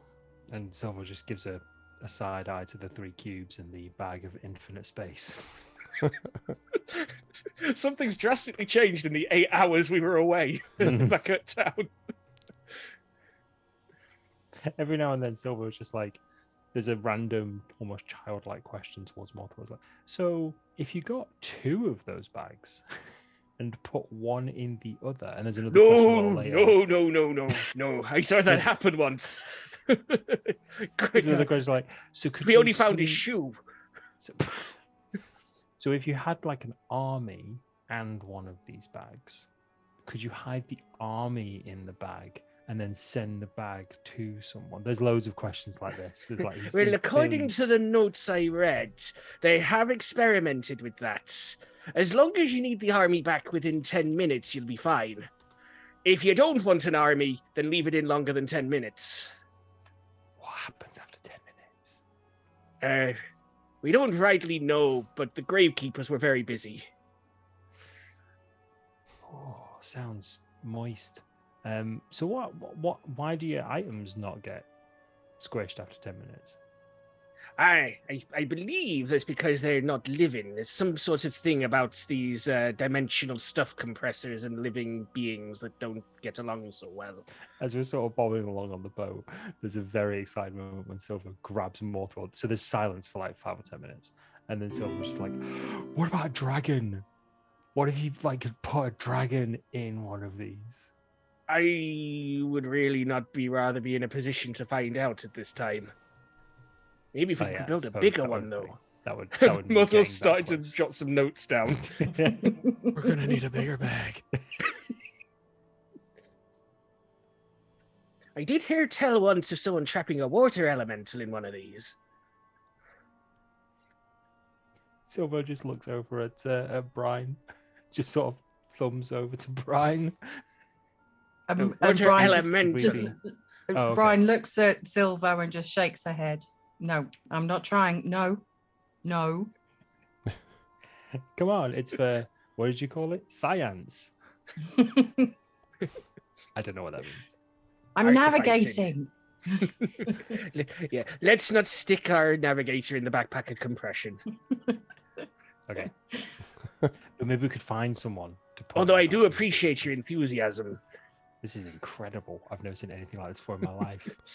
Yeah, lost in Morthwell all this, is of course, the fact that Beaming very proudly at this Yeah. enthusiasm. is that Waves never actually got the crossbow because everyone's just like, what? So, all right, if you took a dragon and you put a portable hole inside a dragon, what happens if a forest doesn't fall on a tree? What, like, how, like, all these philosophical, battles are happening, and meanwhile, no crossbow is. He goes, oh, right. Hey, yes.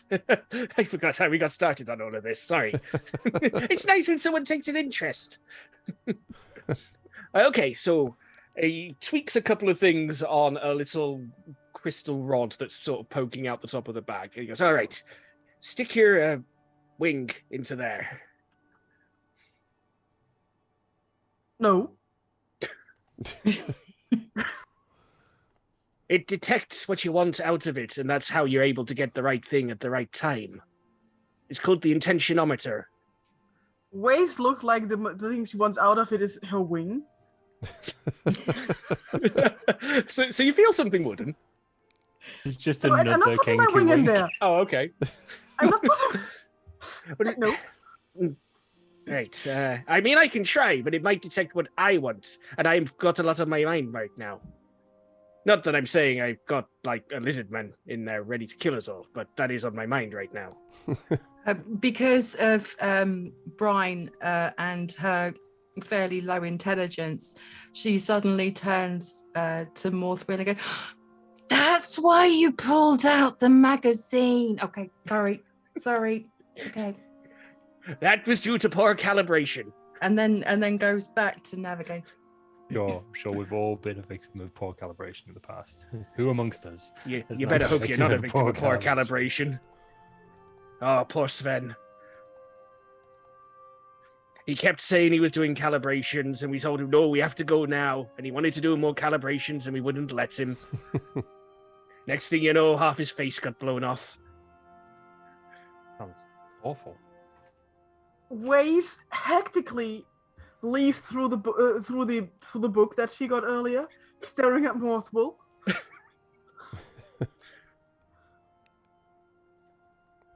Hey, crossbow, anyway.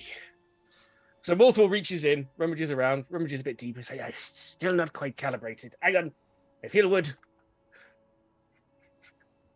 As the nun said to the bishop. Ba-dum-tsh.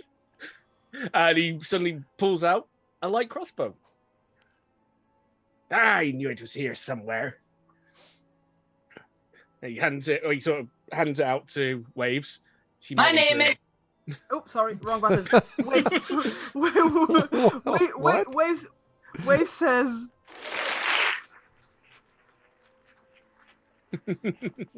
hang on, I think I got some bolts for it here somewhere as well. He goes rummaging around again. He pulls out a quill. It's like, well, close. Rummages around a little bit more. Pulls out a quiver of 20 bolts. Waves gives another round of applause and takes it all and rearranges all her stuff. Waves has a really big backpack. Okay. So that's transferred over to Waves then. Light crossbow with 20 bolts. Okay. Yeah. In the meantime, the boat has come up alongside the spot where you folks said you were going to lay anchor, so to speak. And the guards, having pulled up during your long discussion of, bags of holding, backpacks of, compressing, etc., have pulled up now alongside. And now you have an opportunity, if you wish, to head up to where you wanted to go. Now, I will say that this this path here is fairly steep, and it seems to lead. At first, it's a little unclear, but it seems to lead up to what looks like just scrub brush and grass and bush and flowers and things like that. It doesn't seem to be leading to anything in particular, but you're below, you're fairly far down, so you can't see up at the top of this hill to see what the track is leading to.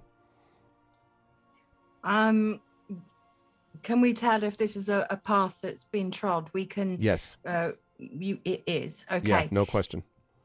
What's the terrain like going directly kind of up? So first of all, there is the marshland itself initially. So kind of, low-lying grasses, very high water table. So kind of squishy, muddy, that sort of thing. You can hear the faint buzzing. In fact, I think let me see I think we have a marsh. Let's see if that works. Yeah, there we go. So you can hear the sound of many insects and things like that. And there is a vaguely salty smell that seems even stronger, almost not same brine, but briny, if you know what I mean, in terms of the smell. And the terrain itself, it looks like the path is on an area which is somewhat more dry, but you're going to have to, from this spot, climb up a little bit, like sort of not exactly straight climb. Like it's not, completely up and down, not totally vertical, but you would need to kind of more or less hands and knees it up this hill through the kind of squishy, muddy underbrush and undergrowth until you get up to where the path is leading to wherever it leads to, because you can't see it from down here. Okay, I'm going to turn to the others and say, I don't want to take the direct route. I think we need to climb. How steep's the climb? It's fairly steep. It's about, let's see, where this is right here is about a 20-foot elevation. It's probably about the track disappears about 40 feet above you. So you basically have, I don't know what that works out to. You have to go up roughly 30 feet, let's say, and you have to do that over this area. So it's fairly steep. Yeah, I wanted to see like where we've landed here. Yep. I wanted to see if we could climb up to kind of this area and then that's going to be around. harder. If you're doing that, that's more like that area there would be more like 40 to 60 feet up. Like you can actually see where this is where this area here is more gradual. Right there. Yeah, I can see the that'll be steeper is the problem. Yeah, I can see what they call those tiers, so to speak. Yeah, there was a specific line. There's a specific name for them on maps, and I can't remember. Contours, graphical lines. Contours or gradations, maybe. Oh. Yes, there you go. I will listen to the teachers showing how steep it is. I just wanted to find out because I feel that it would be safer not to approach it from the front, even though it might be a slightly more difficult climb to approach it from above. Morthwheel looks up at the word slightly. Oceanus is going to pull out his hempen rope and kind of, show the idea of either he can tie it around him and tie it around Morthwheel, or could climb up and maybe pull it up kind of thing. I mean, if you can get up there in 9 minutes, I could hide in the backpack. That's an idea. We could climb up to the top, you hide in the backpack and just haul up the backpack, because that'll be way easier. And if the backpack doesn't weigh an extra couple 100 pounds or whatever, I think it's a solid Silver- idea. I don't know if You'll there's room in mean that it pocket could be. dimension. Silver just sort of leans in at this point to Mothwell and go, so say you died. Who inherits this backpack? Well, they last a few days after the death of their creator, but they will break. Oh, right. We're definitely keeping you alive then. I'm glad to hear that. I do. I know it started out in jest, but I do actually like I'm talking to Morthwell. I do actually like Oceanus's idea of maybe you just if I climbed up first and you just quickly hopped in the backpack and I pulled you up the hill. Waves very emphatically shakes their head of like showing that nobody should go into the backpack, especially if no one here has a really good, precise watch. What's this 9 I'm minutes? inclined or to are agree. we I closer prefer to to 10? test this theory somewhere safe over, say, like a Let's guess. 10-foot climb. I understand that. Okay, maybe the climb is a little bit out of reach. Okay. What if one of us just Particularly went up since and we scouted? can't move in stealthily. How can we? I know that obviously we sailed past this little alcove where the climb is. You said it's about a 40-foot elevation. Can we see where it heads? Do we know roughly No. how far away it is? Well, I think two different questions. You don't know where it terminates, right? You don't know where it ends because it's behind bushes and flowers and it's above you. So you'd need to get, up level to it to see. As far as where it comes from, that path is kind of moving along that track. And you can probably see the sort of path that's on the ground level, on the marsh level, as it were. But then it ascends fairly quickly through those elevations, and it kind of disappears behind bushes and grass at that point. Arv, what is the weather like?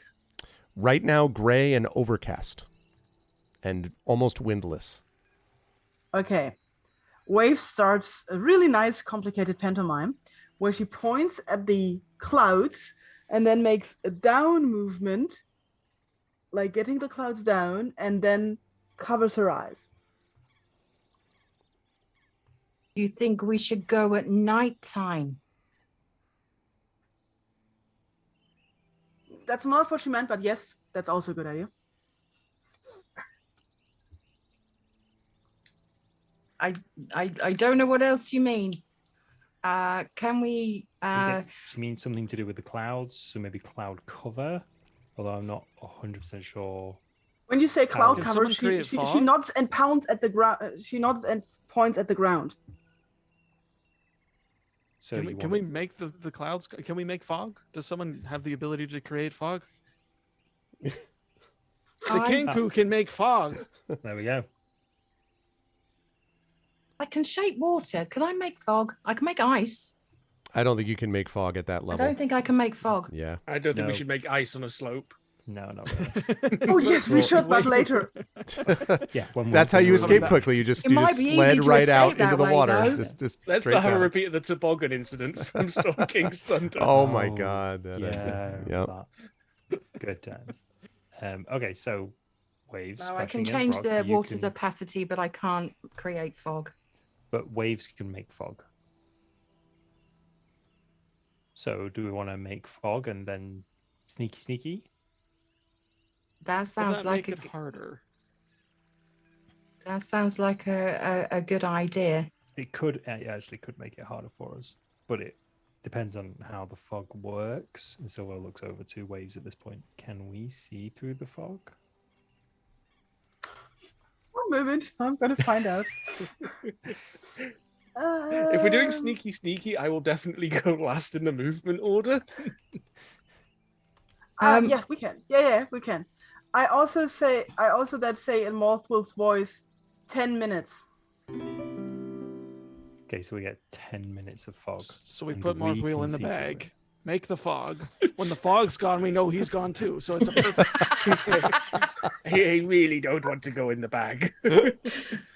Brian started Good to news, laugh everyone. and We can see. Bad news. Worthwill's dead. So we Worst start the news, fog first, his and when the bag will fog break. disappears, we jack him out of the bag real quickly. Or make the fog in the bag, so then he knows so that how he long can't he's got see. left. And he can't tell you because he's in the bag. What a great Yeah. guy. I don't even know if you can get yourself out of the bag once you go in. There's only one way to find out. No. Okay. Whilst this is being discussed, is there can I just like not going into line of sight, but can I kind of, because we know the path has been trodden, Yeah. I would like to see if I can see just from the way that the grass and things have been squished into the mud, how recently it's been trodden. Let me have you make a survival check for me. So you're willing to come right up to the track, right, Brian? I want to get to as close to the track as I can get without exposing, being in jumping in the middle and being line invisible. of sight of Yeah. anything. Yeah, you can do that. So survival check, please. Okay, my wisdom is awful. 7. Well, this definitely this is a path. You have seen paths before, and this one has been trodden. No question about that. I sneak back to the others and I say, I found the path. You're all staring right at the path, pretty much like it's right there. There's a very silent thumbs up from Silvo. Okay. I do have a plan. And he leans over to Brian. He says, "Now hear me out. I'm not a plans person. You are a plans person. I can see that about you. But what if I just walk up to the doorway and let you know if there's any baddies there? Best case scenario is I speak to you through our heads and let you know what's going on. Worst case scenario is I get stuck with something sharp and pointy, I pass out for a bit, and I might come back. At which point you probably hear me say, ow, I've been stabbed with something sharp and pointy. I think it's a good idea. I'm slightly worried about you going on your own. How sneaky are you feeling? I wasn't going to be overly sneaky. I mean, right now we have nothing to... I have nothing to fear of the lizard people. So if this is what if this is just a lizard people town and not like a garrison or anything like that? What if there's just lizard families just kind of knocking around? I agree with you. There could be families, there could be children here, or it could be a garrison and they could be soldiers. I'm not saying that you're wrong. I'm just saying maybe we just stay cautious before But they could probably be conversed with in certain broken languages. They could probably be. The lizard folk on the ship didn't immediately try and kill us. So maybe it's worth a shot. It's an option. I could go in as a weird advanced scout. Silversword says that like he's never been that position before in his life.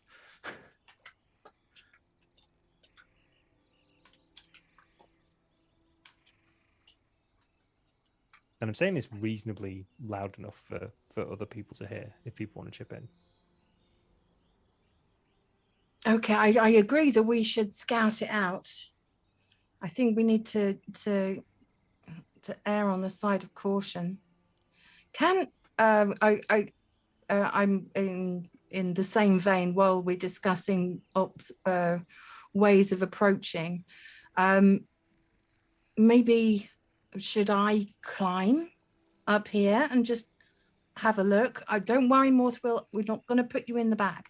But if I climb up there to have a look and then come back? He's going in that bag. Remember, we only need to ascertain if they have an army and it looks like they're preparing for an attack on Saltmarsh. That's all we're here to do. I agree. We don't need to infiltrate. Well, we might need to try and secure some sort of evidence. We're already out pretty much on a limb with them taking our word for it.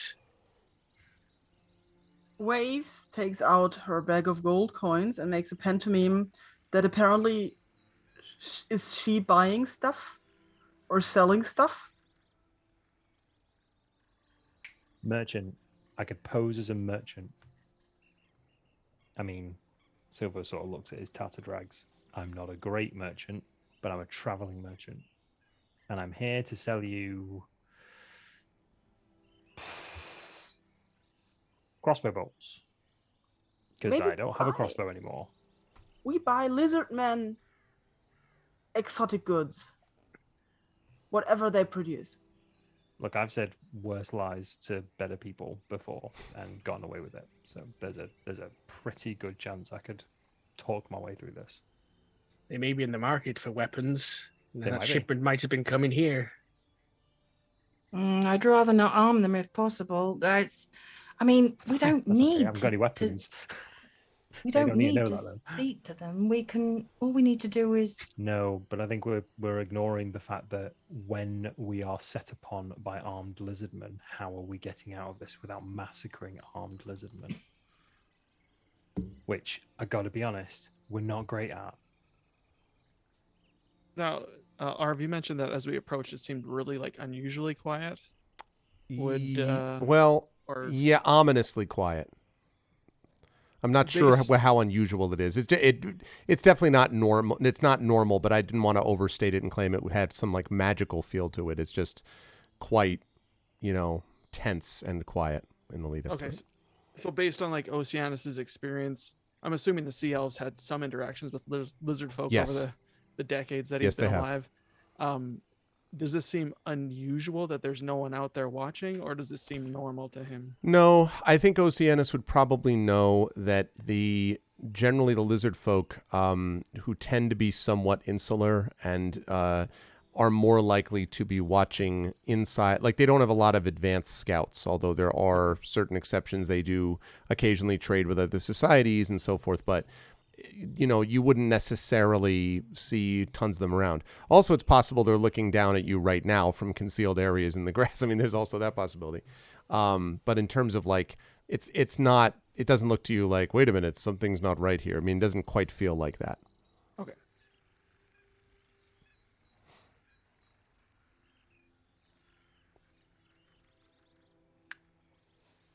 So, what's the plan? Silvo asks Brian, the ginormous Genasi. Waves stands next to Silvo and like hooks her arm through this, waves her bag of gold coins, and points towards the way.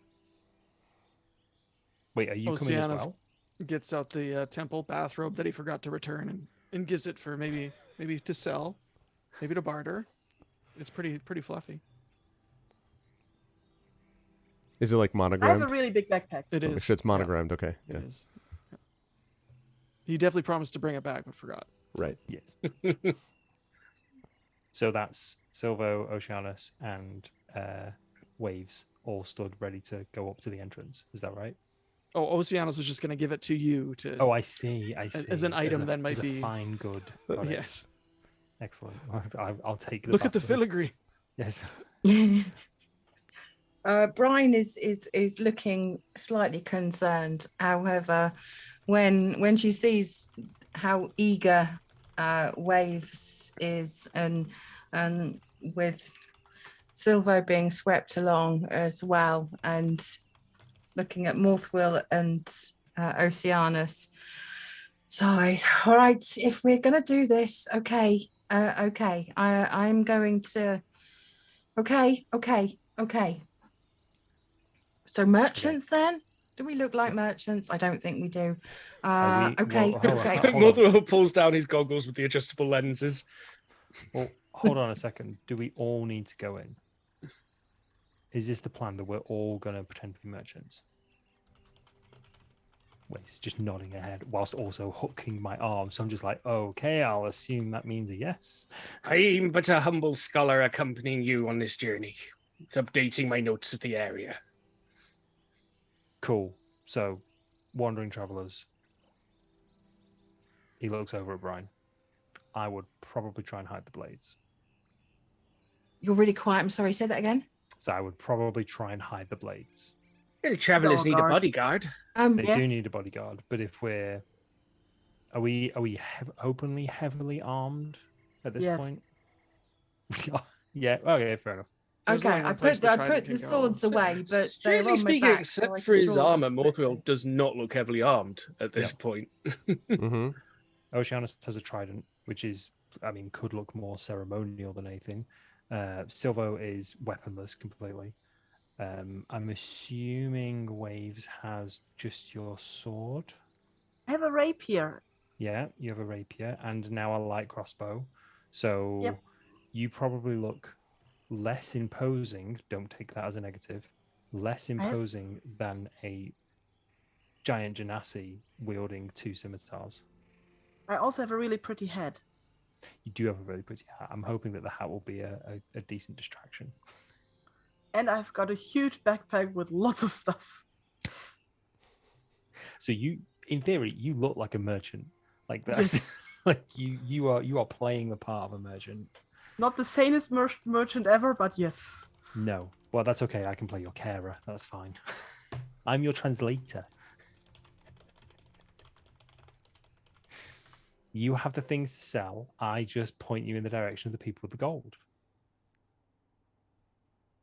I just like I'm gonna go. Okay, does that make me the hired help? Fine. And I kind of like hang back and put on my biggest scowl and try and look menacing. Excellent. This can't go wrong at all. I mean, Nothing can go bravely- wrong. bravely Morthwell march. points out a book, not that one, and just like opens it and just has a quill in his hand. So wait, do we have? I have Waves as the merchant. We have Morthwell as the accompanying scholar. We have Brian as the help, and I guess as the like bodyguard, and Oceanus, I guess, is the other bodyguard. Also, yeah. And then we've got Silvo as the translator. Sort of, yeah. I'm also probably going to be doing fair bit of the talking. Perfect. He's my This apprentice is the and help. greatest I'm the traveling apprentice. IKEA of all Yeah. time. I cannot wait Absolutely. to see this played out. This can't possibly go wrong. But There's nothing that I we've got like the best plan. I mean, we've been like in Saltmarsh, we didn't even think what we're gonna do with the lizard man.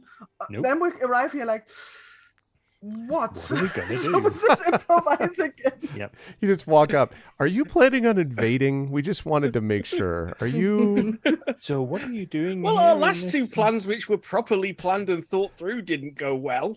Yeah. So let's stick to what we know as a team of people. Let's stick to what we know. and let's just make yeet it up as we ourselves in the go. general direction of where we're supposed to be going and see what happens. and then hope wing the it. dice roll in our favor. I can already see us running away in like 10 Run minutes. away. I can and, already like, see the blood on Fog the floor. billowing out of the cave entrance, and then you just hear the sound of ice sliding and flash. This is Just going to happen if we do need to run away. Actually, Yeah. that's not a bad shout. Where is the boat?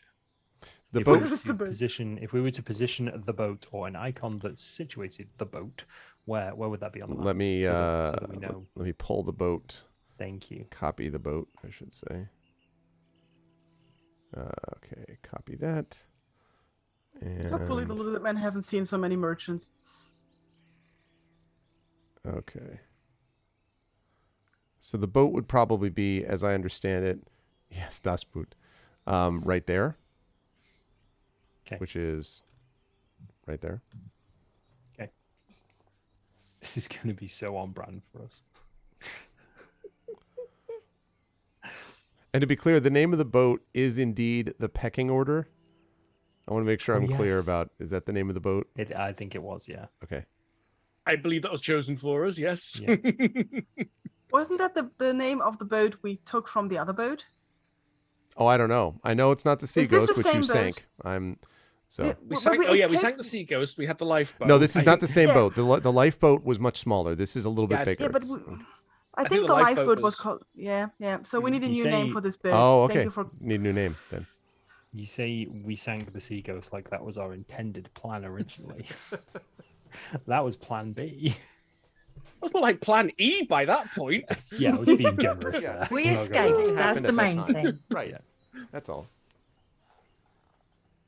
So we need now. We need a new name for the boat. Why are we? This is not difficult. Right, this is the rest of the stream, people. Yeah, it's just figuring out the I had a name of the great vote. I was going to suggestion, say you but should I find. was voted down. I was gonna Chat say- people, please. Chat people, do your thing. Yeah, go ahead, Names chat. Think for of a the name boat. for the boat while the party is making its way up to the cave entrance. Yeah. So, Thank you. okay. So now, as far as the route you're taking, if you're going to climb up and do that, I'm going to have each of you please make dexterity checks. I will also take acrobatics if you have that. Twin beaks. Twin beaks. Oh man, wings Is of it, glory. sorry, you need a dexterity check or acrobatics for a well-trodden path. Well, I guess that's true that you're joining up. Okay, because you're not going around the side. No, you're right. Never mind. So then that's true because you're No, that's just fine if going. you do. No, you're I just picking up the. wanted No, because yeah. you're right. Because you're picking up the path here and then you're going up. So that's fine. So I don't need that. However, the path is not super easy to follow once you get up the hill. So I am going to need a survival, or I will take investigation. Either one of those checks to continue to follow this path, because as it goes through, the grassland and the marshland becomes very difficult to be able to follow at a certain point. I'll do investigation with a guidance. I'm just Wells Carp, the tiny dinghy, quick save.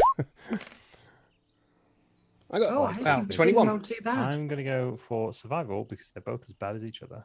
Okay. So with Fleos, we got Oceanus has got a 13. We have a 17 from Morthwill, and 18 from Ananda, and I got 21 because I did guidance as well. okay, so 21, and then we've got a 20 Oh. for waves. Yeah, sorry, my roll 20 is not rolling dice for me, so I'll just roll a d20. These are the last good rolls we'll have. Yeah, pretty much. Roll a Seriously. d20 and I'm adding one. Getting to in? this. Fine. Oh. So, Silvo, I you was have raised in a no city, all idea. right? You have no idea, but fortunately, the rest of the party very clearly can see that you pick up the path, and as you're making your way over through those tracks in the path, kind of leads up and then over, and as it crests the rise, even on the path, you don't have to make checks to climb it, but it is pretty steep even on this path. And as you come over, you can see that shrubs and tall grasses are concealing a large, stout wooden door. And I'm actually going to bring you to a different part of this map to show you. Our old nemesis door makes a return. Exactly. Oh no, it's a door. Was that in the very first session we did way back at Arvcom that time, where we got stuck on that door for half an hour trying to get Oh my it through gosh. it? Yeah, Doors are that's right. tricky. Doors are tricky. Doors are the true boss. Okay. Elevators as well. That's true. Okay, I'm going to... Ladders are also tricksy. Yeah, ladder. Yeah. All right, I'm going to do this. We're going to... Nope. I'm going to move this over there. I think it's something like that. Okay, because I want to take all of the 5 of you and bring you over to the map. So fear not, even though it may look for a moment as if I had put you into the ocean. I didn't. Okay. I like the boat name We Come in Peace. We come in peace. Okay. The Let me piece is Okay, spelled no, wrong. let me reduce this to a more rational size, and make sure that you have It's control spelled of the. PECE. We come in Pekka. Okay, and there we go. We could just call the boat Plan B. That's funny. Okay, all right. Can everyone control their Like that. tokens now? Let's have a look. Yeah, I can. Yeah. I'm unable to. Let me address that problem. Can you? Oh, okay. Oh, maybe I don't have a character. I think this was an issue last time we had tokens out. Oh, okay. All right. I'll have to do it for now then. I don't know why it's letting. All right, let's see. So if I do represents non-generic token, then that will allow me to have you control it. Okay, see if that works. See if you can do it now. That looks like it's working. Yep. Okay, cool. All right. So yes, so you see this large, stout wooden door ahead of you. I approach the door and I make movements like I want to knock to see if somebody stops me. No, I don't stop. In fact, I do the same thing. Okay. Makes more sense, he says, slipping in behind everybody else. So I knock loudly, and then I also make the sound of knocking loudly. Okay. So, doof, doof, doof, doof. And there's a pause, and then you hear something coming up to, and then opening the door. And the door opens to reveal a familiar looking, because you've just seen them recently, lizard folk. And the one in front, and they are all holding spears, and the one in front does not look particularly pleased to see you. And it says, and it kind of sort of, sort of jabs his weapon. It's not attacking you yet, but it's sort of like, kind of semi-threateningly in your direction. I think we had this discussion before, but no one speaks Draconic, right? This is true. Okay. So, yes. Yes. So there's a moment where Silver just sort of goes, "Hi," with his hands in the air. "Hello." And merchants. Okay, so you say your hands in the air, merchants, okay. And the one, they still look suspicious. And the one in front kind of, peers at you and kind of, now, does anyone have a visible weapon at all? Well, I've got my rapier at my belt. Okay. Mine are holstered, you know what I mean, sheathed. Yeah, my trident's on my back too. Okay, so the lizard folk guard sort of narrows his eyes and then points at you. I guess I would say points probably at Silvo in front, and then is like jerks his thumb over his shoulder as if to say, "Back in the lair there." Points at you. You want me to come in? Yes. I sort of point at myself and then point into the lair. And the lizard folk also points at all the rest of you. Okay.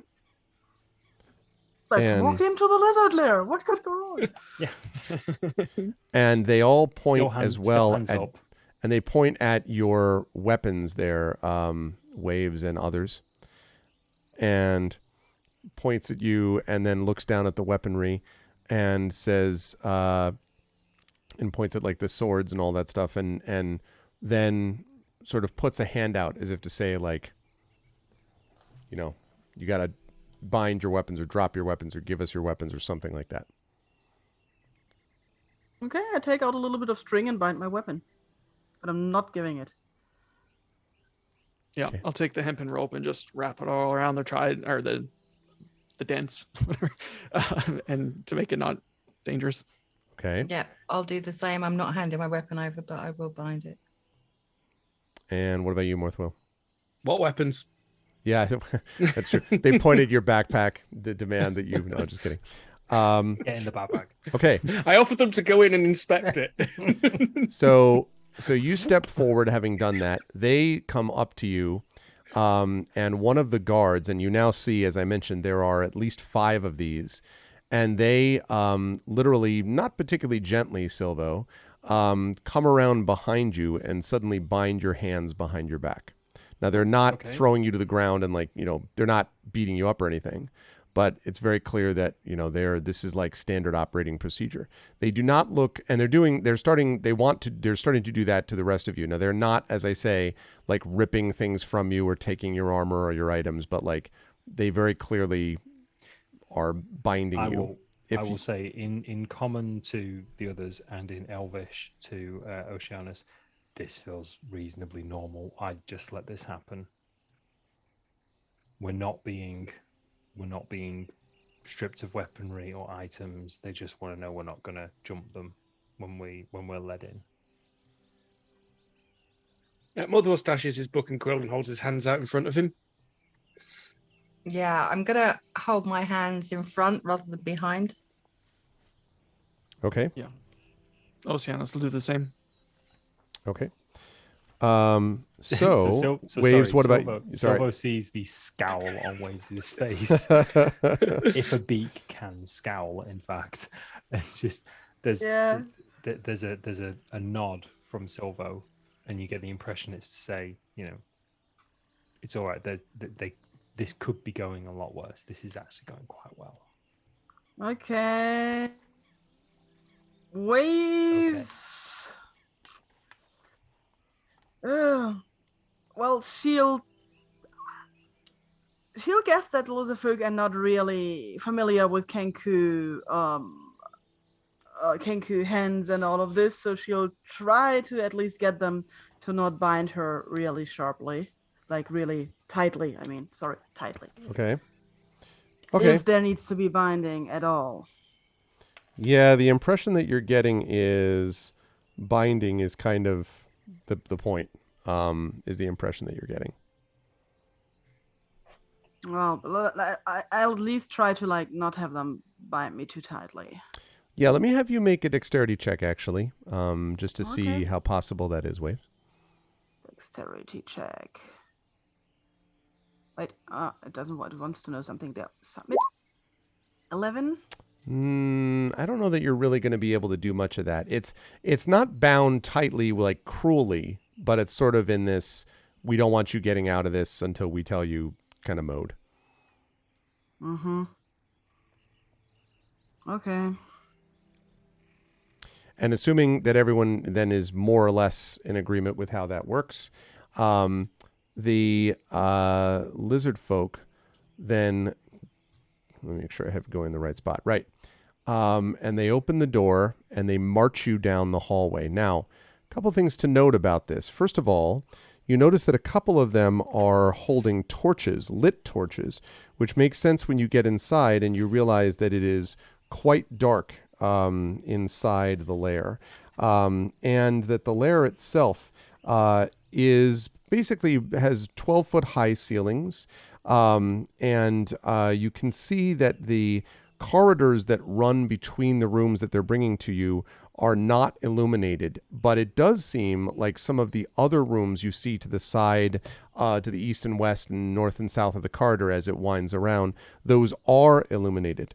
There is also a kind of the salty smell that I mentioned is increased here, and there is a hissing that comes all along as you are being brought down but through the lair. There's all this just sound of creatures and other things hissing as you go. And let me show quick where that is. Question. Yes, sure. I am paying, if I am in almost the front of the group, I'm paying very close attention to what's down the corridor. So when we pass this bit specifically, is there a door here or what's is open? Right? And that one looks to you as you're passing by it. That one looks to you like it might be. There's just two wooden benches basically that are set opposite each other against the longer wall. You can just kind of make out one of them here, I would say, Silvo. But other than that, there doesn't seem to be. Then it kind of fades into darkness as well once you get past a certain point of looking. But that's it. Was not furnished or anything like that. Could have been where the guards that just opened, that just came to the door, came from, actually. That's possible. Thank you. Sure. And when you come down here, you notice that there is a passageway which extends off to the east, and there's a door that way. But you are being brought very clearly down this way to the southwest. You also hear a strange kind of chittering as you go down, almost a sound of like maybe like insects, maybe that you can hear, like a buzzing sound as well, but also a chittering sound. And a couple of times you actually, as you're passing by, you end up passing a couple of what look like sort of lizard folk commoners, I guess is the way to describe them. They don't seem to have typical guard outfits, and they are kind of hurrying to and fro, but they look at you as you pass with some curiosity. Quick question on the chittering. Sure. Is this an animal that any of us would recognize? Like, Sure. Make a nature check for me. Let's find Yeah. out. Can I I'm make a assuming that's nature check too? Sure. I'm Absolutely assuming can. everyone can. Those are definitely winged insects. They buzz. I've heard buzzing before. Hey, There's a 17 for me because it didn't Okay. roll properly. And Brian's got the 19. Yes. Yeah. It sounds to you almost like what might be described as, I think probably Waves gets this a little bit as like, they seem like higher voices almost. Like you might even have said almost childlike in a way.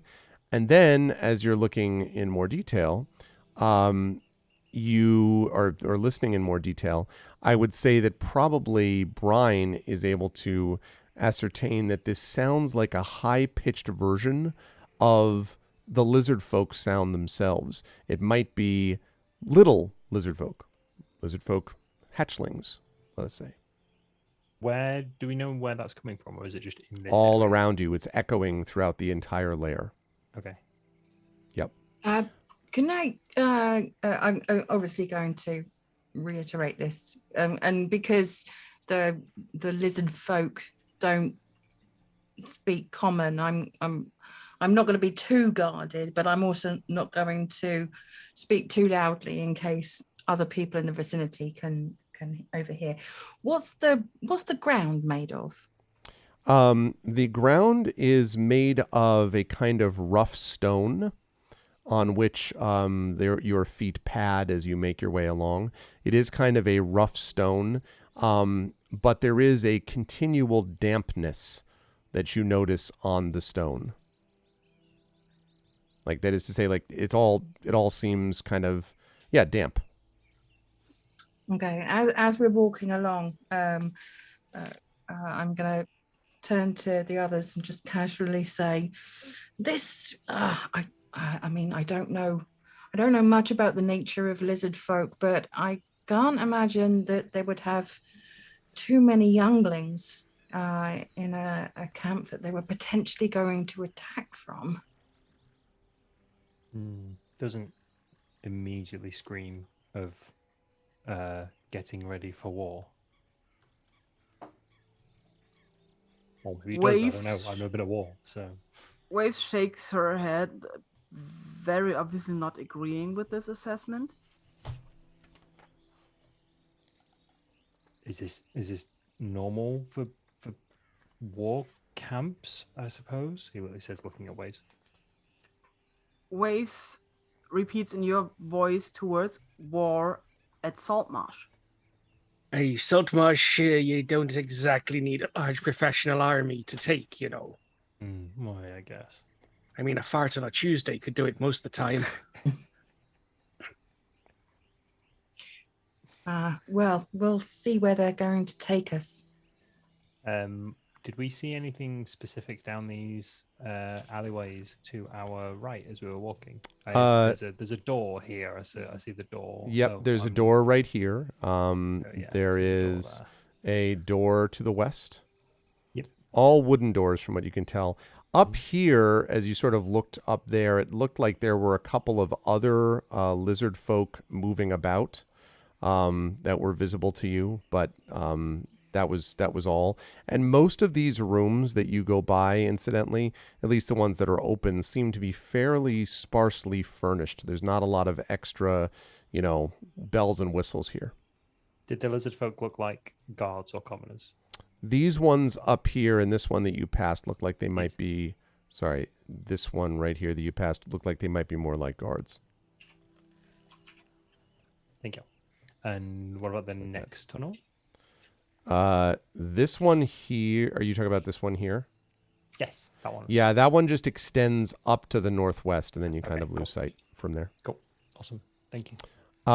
Okay, and the guards bring you to this set of double doors right here, and waits. And then one of the guards comes forward and hisses, and after a moment, the doors open. And you find yourself facing what must clearly be what you would guess is essentially a throne room. There are two sets of 3 pillars which flank a central area where 2 lizard folk hatchlings are playing, just on the ground. And at the far end of the room, there's a wooden throne, which you can see right here, which is standing on a low stone dais. Carvings of reptiles decorate the throne, and glints of reflected light hint at the presence of inset gemstones. The heads of several creatures hang on the walls, mounted on plaques of wood for display as trophies. And as the guards sort of bring you in, the hatchlings who have been playing just sort of on the floor see you, and they come over and like, and like they start pawing at you. One of them, Oceanus, is like pawing your leg and then like looking up at you, and then kind of, and they are hatchlings, very, very young. So they look up at you, and then one of them like sort of touches the bottom of your trident and then like kind of bonks it a little bit. And then the other one reaches up comes over to you, Silvo, and is like tugging a little bit at your robe, your cloak. Brian, one of them comes over and is like looking at your boot, and one of them is they're sort of, like pulling at your boot. And then finally, Waves, one comes up to you and to Morthwheel. The one that comes up to you, Morthwheel, is like staring up and then basically reaches up and just grabs your beard. And then when you it then sort of pulls and realizes it doesn't detach, and then lets go, and then kind of feels its own chin, like it's trying to figure out what. And the other one, Waves, goes over and then sees you and then starts flapping, like moving its wings, moving its arms back and forth. And the other one, they're very adorable, actually. So I immediately go onto one knee and start to welcome the young hatchlings and saying things in nice tones and, smiling at them and letting them play with my coat and stuff like that. And is like, one of them is sort of pointing at your coat, and is pointing at your coat, and is kind of like looking at it and then sort of like gesturing, like shrugging, and then like pantomimes like putting it on again. Now these are very little, but you get the impression. So they sort of both of the hatchlings sort of like go around you, and then one of them looks like they want to kind of put the cloak on, and then the other hatchling kind of pushes them, so they kind of stagger over and fall, and then they come up to you and they start pantomiming the cloak. Then the other one gets up and pushes them over, and they start pantomiming the cloak. Very much. How tall cloaks. are they? The hatchlings are maybe 2 feet tall. 2 feet tall. So what I want to do is I want to stand and very carefully do like a little spin and make the coat kind of go around in a circle over their heads, almost like a cloak. And they're like extremely excited, and start hissing at each other. Meanwhile, the adult guards have sort of disengaged themselves, and are 4 of them are left, and one of them has gone off to find someone, clearly. So they position themselves here, here, and here. And then one of them is going to go off this way to try to find what happens next. Okay. So as they make their way out and the hatchlings are there, are any of the rest of you looking for or doing anything? The guards will let you walk around now, but they're also clearly not going to let you, they don't unbind you or anything like that. Morthwell's examining the pillars because he's finding this place surprisingly well made, considering he knows very little of lizard people. I mean, this is clearly no dwarven craftsmanship, but it's definitely more advanced than he would have believed. Yes, that's right. And it is actually fairly impressive. In fact, one of the things that strikes you, Morthwell, is that from everything you've ever heard about the lizard folk, you were not aware that they were ever actually of this kind of, I don't know, care. they seem to be taking lots of it's well maintained, it's well taken care of. It's there just seems to be a lot that's being they've been very careful about how they approach this. You also notice that from what you can tell, the hatchlings are pretty well fed. At least it certainly seems like they are. They don't seem like they're starving. Not that you have a lot of information about, lizard folk like care and feeding or whatever, but yeah, Morthwell, the conditions of the building and the places around it are all pretty impressive, actually. It strikes you. And let me just double check for a quick programming note. Did we get an answer? Do we know yet? Nope, we don't know yet. So, do you want me? What would you like me to do? Should I go a little further, or do you want me to? As Brixton, are you in chat maybe? And because we do have a discrepancy between the internal and the public schedule, and we don't want to go into your stream, so we would need to know if you're on right now or on in half Can't an see hour. him in the viewers list. Well, maybe he's like, I don't know, like stealthy or something. I've poked him on Discord. Okay. I say let's go for like 15 minutes and then Okay. Sounds come good. to an end. Sounds good. Okay. So there you go. So you're looking at and you were looking specifically at the walls, Morthwell, like the pillars and the walls and the construction of the place, basically, because in his head he was thinking mud huts, yes, huddled in a swamp. Nothing like, again, it's not dwarf craftsmanship, but it's remarkably similar to dwarven craftsmanship in the way it's built into a mound and they've got pillars and structural integrity. Yes, indeed. That's right. So you're looking at these different places. And just quick note, Brian and or Waves or Silvo or Oceanus for that matter, are any of the group of you doing anything like in terms of looking around? They obviously don't want you to leave this place, but I am. But I was going to let other people, because I'm playing with the younglings. So if you've been, yeah. But there was something I specifically wanted to look at. So if no one mentions it, I'll hit you up. I'll try to entertain the younglings as well with like animal sounds that they might know, like frog sounds or something. This has worked with the younglings of other species. It might work with these as well. Yeah, they find you fascinating in every respect. They're just like, wow. In fact, everything that all of you do, they find fascinating. I am also going to. I'm gonna try and have a surreptitious look around, but I'm also going to bend down and bring out some food and give the hatchlings some food. Okay. Just a snacky bribe. A snacky bribe, okay. Oceanus what you is do just with planning kids, on... right?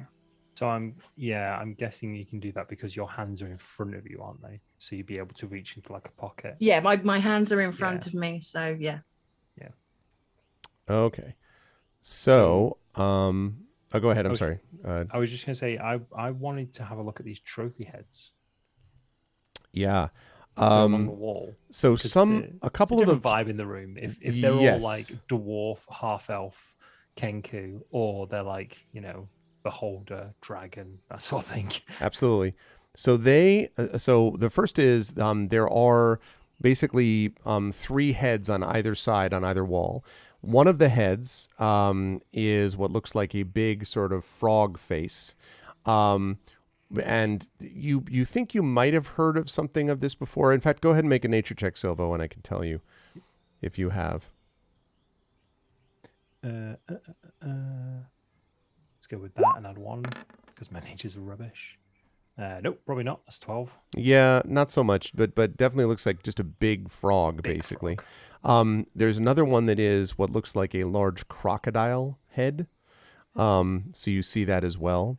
And then there is one, and you notice that this one sort of seems to have a place of prominence, actually. And the best way to describe this, I think, is it's the head of a creature that looks like a very, almost a fierce, it has basically fins to the sides of its head, and then it has basically almost what looks like a what looks like kind of these two sort of tentacles off of its mouth to the left and the right. And I think I might even be able to do a little bit of a window capture. If you'll give me just a moment, I'll show you what it looks like. Fins with tentacles off its side of its face. Yeah, but it's not really tentacles. It's just sort of a little sort of extensions of skin might be the better way to put it. Like a carp? Yes, Carp? or like I a was just catfish. thinking- yeah, Flayos just said that in chat. I was just like, what, like a catfish? Yeah, like a catfish almost. And I'm going to show you on stream in just a moment what the head looks like. Do all of these creatures look like, almost like monstrous creatures? Are there any like humans? Well, I'll get to that. Okay. So this is what you see. That's what the head looks like. And it is you notice that, first of all, there's two of them. None of the other creatures have more than one. And also, you can see that it is in a place of prominence, as if this is the biggest deal. Okay. And then when you get to the very end of the side, as you're looking around, there is what looks like a human, or at least humanoid face, is one of the heads. With the large ones, the prominent ones, these ones that you're showing on stream. Yes. With the exception of the humanoid one, the previous description sounded amphibious. Yes. As water genasi, do I recognize any of these creatures? Yeah, I'm going to give you a nature check on this, but you can do this at advantage because you should know this, Brian. Yeah. Okay. If it was like a kraken head, Flayos, right? That's great. 15. Yes. Almost certainly what you're looking at with this head is a Sahuagin.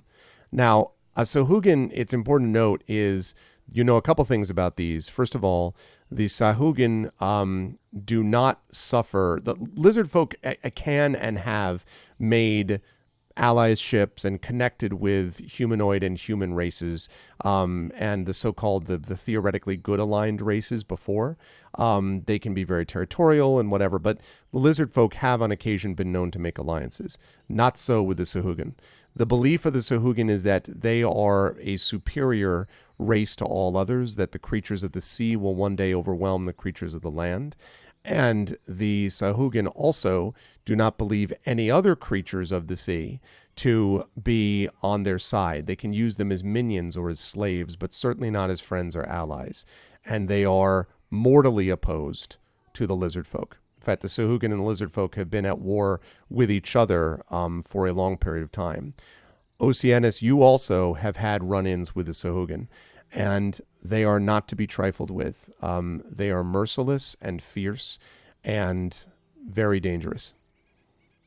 I'll actually mention that fact to Silvo. I'll see him looking at them and I'll come up and say, the Sahuagin are powerful foes. It's impressive, two of them. We're not fighting our way out of this one for sure. I say in Elvish, obviously, so that no one else hears. I will translate as best I can. I will nod over to the Sahuagin heads, and I'll say, well, they are bad dudes, and the fact that their heads are on the wall means that we probably did the right thing, not storming in here, guns blazing, or swords clashing, I should say. And as you say that, there is a hissing sound, and you look over to see that the lizard folk guards are waving at all of you, like, to go down on the ground.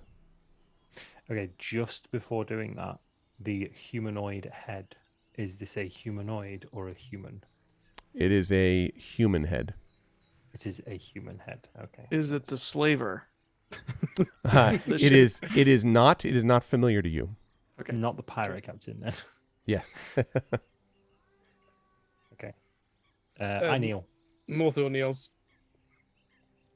Brian is already on her knees, so she can be like the same height as the younglings who she's giving little treats to. Were you in the same spot, Waves? Oh, wait a minute. Yeah, I'm still, but I'm also kneeling carefully.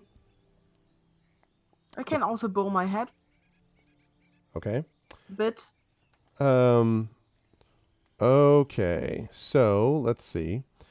And you can see eventually what the reason for this is, because coming in, accompanied by one of the guard who originally left, and also coming in with, let me see if I can zoom in for chat so you can see exactly. You can see what I see. Do you see what I see? Okay. You see a very impressive looking, what looks to you like perhaps a female lizard folk coming in. And the female lizard folk, as they come in, let me see if I have a handout. I do. Nope, wrong one. I do want to show you that too, but that's not the one I want to show you first.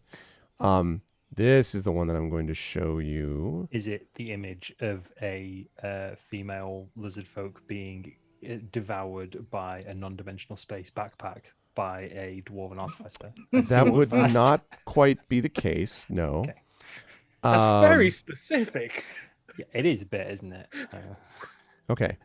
So you see, in comes this, and she's wearing a sort of cape that extends behind her, but she's also carrying, as you can see, a club and what looks like a tortoise shell shield. And I literally mean a tortoise shell, like a giant tortoise shield that she carries as she's walking in.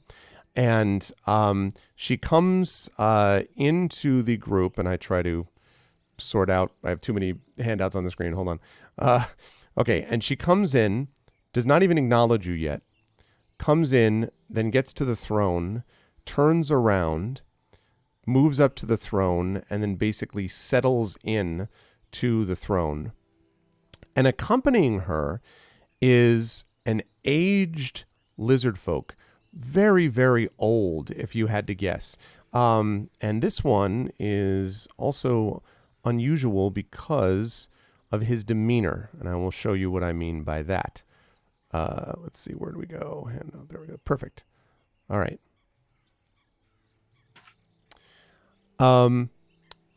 And as he comes in and the queen comes in, he sits there very, patiently as if he's supposed to wait. And the queen turns to all of you. Move that out of the way so the chat can see these things. Let me resize it. Okay. And she turns to all of you and she says, "You have entered our lair.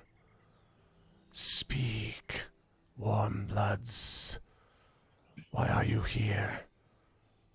Now, remember that the lizard folk that you met on the ship could just barely communicate in common. This is pretty good common, actually. It's pretty clear. It's pretty discernible. And next to her, the aged lizard folk hasn't said anything yet. But she clearly awaits your reply. Okay. I stand up and bow again. Okay. And then say, mostly using things that Silver says, like, "We are merchants." Because he said that on the ships. Merchants. So, you have come to sell my people goods, but I do not recognize you. You have not come to see us before. I know. We have not, and I will slowly raise from the ground whilst also keeping my head bowed. I'll motion to Waves. I'll say, "My gloriously feathered companion here is a merchant from a far-off land, and we are traveling around the area to gather items of wonder and mystery from their various races. I elbow him because I don't know where I'm going to get items of mystery and wonder. He's completely overstating my backpack. We're starting to. We're just starting to. And she says, my people are not interested in trinkets. We have our own troubles. Is this all? Well, maybe we could trade some information. We have been to several towns recently, including Seaton and Saltmarsh, and I'm paying very close attention to her and also the elderly lizard when I say the word Saltmarsh. She says, Saltmarsh. I know little of the outside world. Is this Saltmarsh a city, a town, a village? It is a town on the coast to the south, near the large port city of Seaton. If you look out to the water, you see a large... May I just say, your common is excellent. And she tilts her head and says, Did you expect it would not be? That I could not speak because I have scales instead of skin? I bow very deeply and I say, I am but a sheltered apprentice. I know very little of the world. And she she looks over at the old, aged lizard folk. What do you think, Soriv? And Soriv, the named lizard folk, says, My queen, I cannot say, but I have seen visions in the water. It was said that some would come, some to deceive and perhaps some to help. Perhaps these are one or the other, and it is your wisdom that must determine the course. And she kind of nods slowly, and she looks at you, Oceanus, and she says, You are a sea elf. I know your people, for we have seen them before within the water. You do not come from this Saltmarsh, do you? Oceanus, not understanding a word that's been said, says absolutely nothing at this moment. Oh, that's right. And so she pauses and waits, and then she looks around and says, Does not speak the common language. And she looks at Soriv, and Soriv nods. And then Soriv, turning to you, Oceanus, says, in heavily accented but understandable Elvish, You come from under the water, do you not? That is true. Now, Silvo, you recognize it because it's Elvish, and and he turns and he translates that back to the queen, and the queen nods, and she says, A sea elf above the water and with these. What does it mean? And Soriv turns back to you and more or less translates that question and says, Are you here to help them? He says, sort of indicating the rest of your party.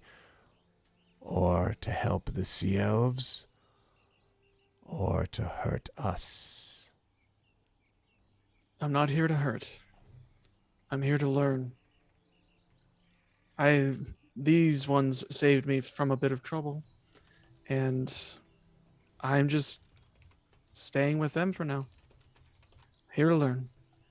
Also, I'm pretty good with the trident, so I help them out too. The hatchlings who have fixated now on your trident sort of pull it down. One of them is trying to unsuccessfully climb up the handle of the trident and keep sliding off. And the queen sort of narrows her eyes and looks at you, Oceanus, and then stands up and walks slowly, steadily, all the way over and faces the group of you as you're on your knees. And she stands over you and she says, "If you do not mean ill to my people, then we may have something to discuss.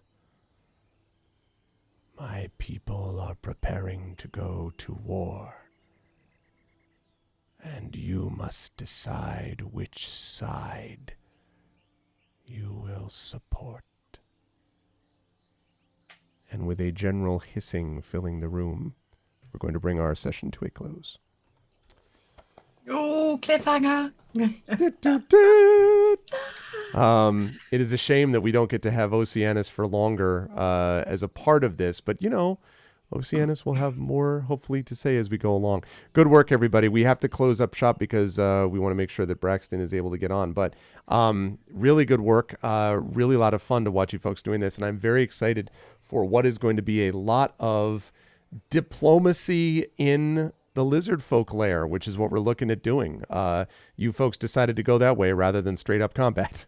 And so very interesting stuff. I'm going to leave the map up so people can think about the lizard folk and the queen and her advisor and all that. And I will start with the gentleman down at the bottom of the column. Fleos, again, good stuff from Oceanus. And again, it's too bad because I think you fit in so well with everybody, but we will be able to have you back again when time comes. In the meantime, how did you feel about today's session? I love the idea of wrapping the tines of the trident, by the way, with rope. How did you feel about today? Where will the fine folks find you next? I was really glad that I was able to spend this is my last day before I start work again. So it was great to spend it with you guys. And so thanks so much for having me for the last couple of months. I really appreciate it, everybody. And I guess I'll be back. I'm taking a few weeks off just to get ready for work. So I'm not sure when I will be back, but it will be up on the schedule or on my Twitter when it comes to that. So yeah. And I really appreciate you letting me just do a little RP right at the end there, Arv. My pleasure. I was trying to get it set earlier if I could, but so yeah. It's going to be great, and I am excited for seeing more when we're able to bring you back in. But thank you, Fleos. Also, thank you for doing the D&D with GOG podcast, which is continuing with Storm King's Thunder. So thank you as well for doing that too. My pleasure. Moving right about the line, Inanna Bryan had a very good session, I thought, today as well, with a lot of stuff that you had to figure out. I was obviously loving the discussion about how to enter the lair and do all that kind of cool stuff. And then it's true, you are not. In fact, once again, none of you here are human. And so you're approaching this again from a very different idea because you're a water genasi. So you would know something about the Hasugan and the fact that they can be kind of bad news. And the fact that they are one of the creatures the lizard folk are fighting is information that may be of use, I think, to you. That and all the tactical, how do we approach the lair was a lot of fun as I was watching Brian do her thing. How'd you feel about today? Where will the fine folks find you next? I always enjoy our D&D sessions. Them being a month apart, sometimes it takes like a little while for my brain just to click back in. But I love it. I love it so much. Great session today, as always. Always fun to play with the rest of the team, and lovely to have Fleos on board as well. I'm gonna I'll be quick because we do need to hand over the stream. So I will just say I'll be on my stream for the rest of this week on GOG on Saturday. And thank you so much for today. Good stuff. Thank you, Inanna. Moving right on up the line, Mike, great stuff from Silvo as well. We got, I love the little Viper Sister moment as well. I was anxious when I was doing the Lizard Folk voice. I didn't want to be like, see, it's a Viper Sister voice. I was like, nope, different hissing that I wanted to present. But I love that moment. And then also the ideas of being, I just love the image of Waves being a major merchant with Silvo as the translator. And I don't know, something with the combination. Because if you think about it, this whole crew with and then there's Oceanus with a sea elf, an interesting group for a merchant group. But very interesting stuff from Silvo and stuff that will need to be considered in terms of how to navigate the various employers to which Silvo is beholden. So that'll be interesting as well. How'd you feel about stuff today, and where will the fine folks find you next, Mike? Absolutely adored it. It's still, like I said, it's a good mental health reset just to have this session with such fine and wonderful people. Not gonna lie, did not see this session going this way. I thought this was honestly going to be a try to sneak, get in combat, die a bit, survive, run away, and everybody escape. Or everybody tries to escape. But Could have been if you did it differently, but you chose a different path. No, really, really glad it played out like this. So I'm very, very intrigued to see where this goes next. If you want to find out more from myself, you can follow me on social media at Peripheral Mike. I'm still taking a little bit of a break just while I get some stuff set up, both in my stream setup and in my own head as well. Thank you, Mental Health Disorders. But other than that, I'll see you next time we are live on here. Good stuff. Thanks, Mike. Always a pleasure. Saber,